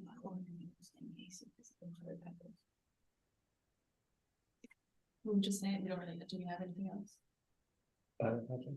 Okay, go on. My final answer is Lamiaceae. Okay, I think your final answer is sadly wrong there. It's Gesneriaceae. Your next question. And where in your house would you be most likely to find part of the tree of the species Quercus suber? That's your cork oak. Oh, so in a wine cork. Yeah, I guess if that's what you use cork for. Well, it's not cork because it's from cork. It's cork because it's I think used for cork. I think that's the only thing I can think of. Or furniture. Right. So where in your house? So where in your house? Kitchen. Yeah. Our final answer is in the kitchen because it's used for wine corks. I think you're absolutely spot on. Yeah, very good answer. It was once thought with the rise of screw top wine bottles that the cork industry would go into a decline, but it's now recognised that cork oak's one of the few tree crops that we harvest by not cutting them down. So they are carbon sinks. So if you want to save the planet, drink more wine which bottled with cork. Who can argue with that? Yeah, there you go. And one more question, I think. What is this plant family? Is that carrots?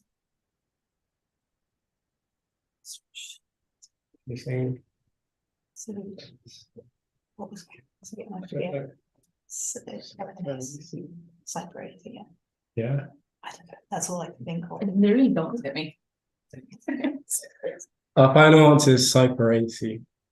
And your final answer is absolutely fantastically correct. Well done. Wow. One of the largest families on the planet, and probably my favourite family, which is a great place to end. Which that slide says. So thanks all competitors. Much appreciated. That was a tremendous afternoon at quite a marathon. And we'll pick up where we are with the scores in a moment or two. Let you all have a moment. This is going to be the time for happy wiggles and guesses for final scores. Yeah. It's a long. Yeah, you can't do any more now. You've answered all your questions. There's nothing else to do. They're going to do double checkings of those scores. Yeah. I should say right at the key moment there at the end, my internet crashed. Oh no. So it's what you're saying none is of the teams have we have to do all the event again. Is that what you're saying, John? No. That's it. We'll start again from the top, please. Okay.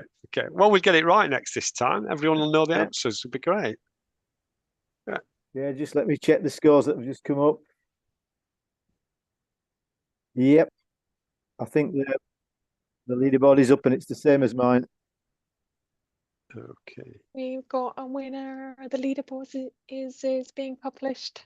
Okay. And the winner is actually, should we do this in Miss World type reverse order? If Yes. Miss World hasn't now been banned. Because Well, I'm sure that one has, but we can still do the we can reverse still do order. the reverse order. Very nice. Okay. In 8th place, fantastic achievement, is Q with 17. Mitchley Q. Well done. 7th is the Warwick Willows with 20. Again, fantastic performance. And then we've got the Galway Ginkgos in 6th with 22. And just above them with 25 is Trinity Dublin, the Trinity Pteridophytes. Manchester Met, Stone Roses are fourth with 30, who also scored the same score. So joint third, really, with Eden also on 30. That is right. Malice Intent and Yeah, Stone Roses. Malice Intent. Shared third position. Malice Intent survived. Second is Oxford, the Bad Birches with 31. And in first place, been in the lead all the way through. So tremendous performance is Darwin's Diabolical Deuteros from Cambridge with 36. That is fantastic. The key separation there is for that between fourth and fifth. So that the four that go through to the final is Cambridge, Oxford, Eden, and Manchester Met, where we can do it all again with a clean slate from the beginning and a fresh set of questions. Is there anything else I need to add? I'm waiting for a voice in my ear or on screen. I'm clapping here for. Yeah.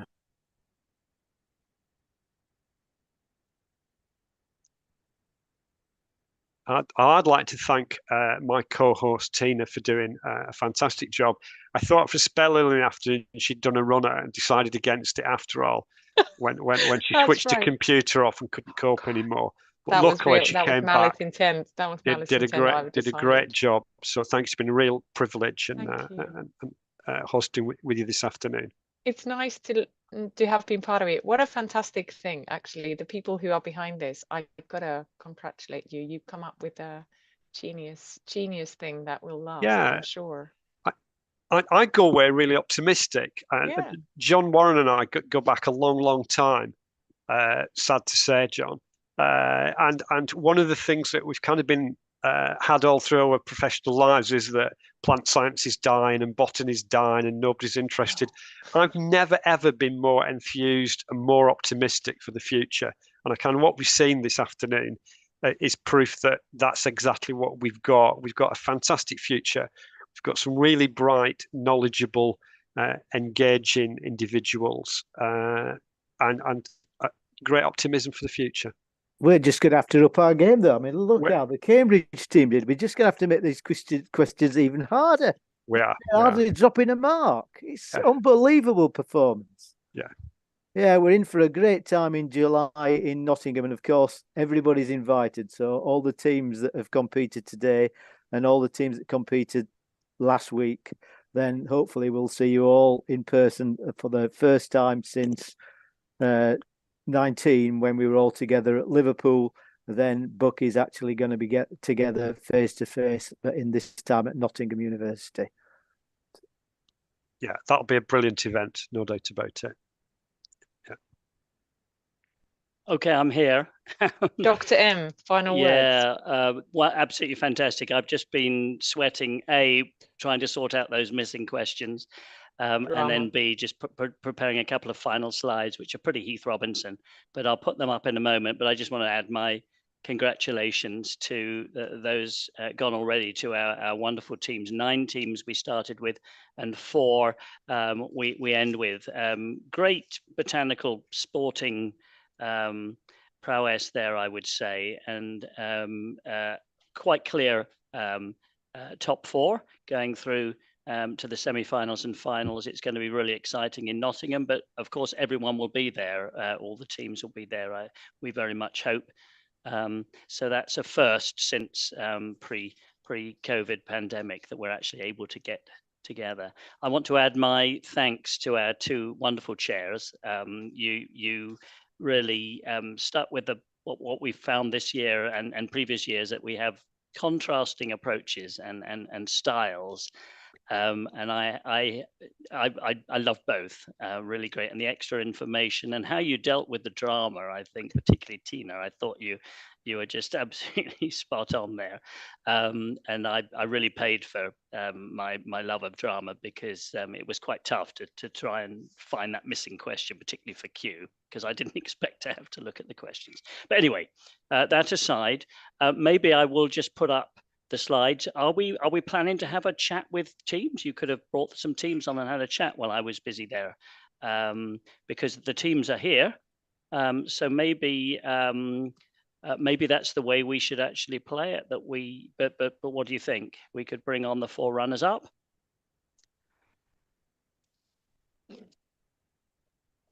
It's getting late. Okay, so I'm just going to, okay, I will just share my screen and do the final business. You're right. It's getting, we've done pretty well time-wise because... I think, Jonathan, just to interrupt a second, if we go on, I think having a chat with the teams is something that we can do in Nottingham. I think teams will have had, some of the teams will have had a chance to reflect, and some teams will still be in the adrenaline rush of the final. I'm going to unshare because I think here, so I'm just going to unshare. A chance to chat with the teams will be, is the time to do it is then. I know I'm trying to unshare. I don't. We've lost you, Jonathan. Brilliantly eloquent, I'm sure, but we've lost you. Yeah, no, what I've learned this year, which I kind of did know, is that I can't do more than one thing at once. So I've just prepared the wrong slides. And so we're not going to show the slides because we'll be able to do plenty of fireworks of all kinds and trumpets and drums in Nottingham.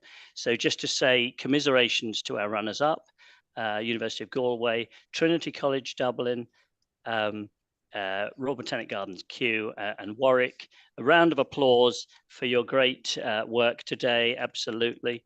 Commiserations, but you really fought well. I mean, it was absolutely, you were absolutely, and indeed our team that went out a bit earlier, University of Bristol, you were all well up to the quarterfinals. So commiserations, you will get your FSC prizes coming through the post, and we will see you in Nottingham. And our top 4 teams that will be heading into the semi-finals and finals in Nottingham on the 5th of July are Cambridge, who really just stuck to their top position pretty much all the way through, University of Oxford, Manchester Metropolitan, and Eden Project. Well done, Eden Project. You really proved your malice intent right from the beginning. That was absolutely clear. Every time we saw you, you were just clearly on it, and you just went for it. And congratulations on the result. Congratulations to all our top 4 teams, and we look forward to a fantastic semi-finals and finals in Nottingham. Yeah, so what I would quite like the teams to hang on perhaps just for a few moments once we finish, so we can just have a final chat with you. I still think it would be nice to bring all the teams on for a wave before we do the final finish. I know we're after 6 o'clock, so we are a bit late. I do want to shout out to my technical team. It's a fantastic team to work with. And as I say, I can't do more than one thing at once. They can. And they showed that today, and it was absolutely fantastic. I also want to do a shout out to those of the team who set the questions. Okay, 1 or 2 small issues, but I think overall it was a fantastic, varied set of questions. And some of you will have already worked out that there were 223 questions in total. I've done my actually a little bit, maybe one more than that because of the tiebreak in 44 different rounds today. So absolutely fantastic. So thanks to the question setters and to the rest of the Botanical University Challenge planning team. And if anyone else has anything to add, but I do think it would be nice to bring on all the teams if we can do that just for a final wave.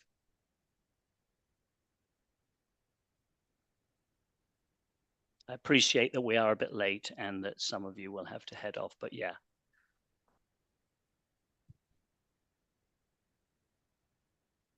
Everybody on.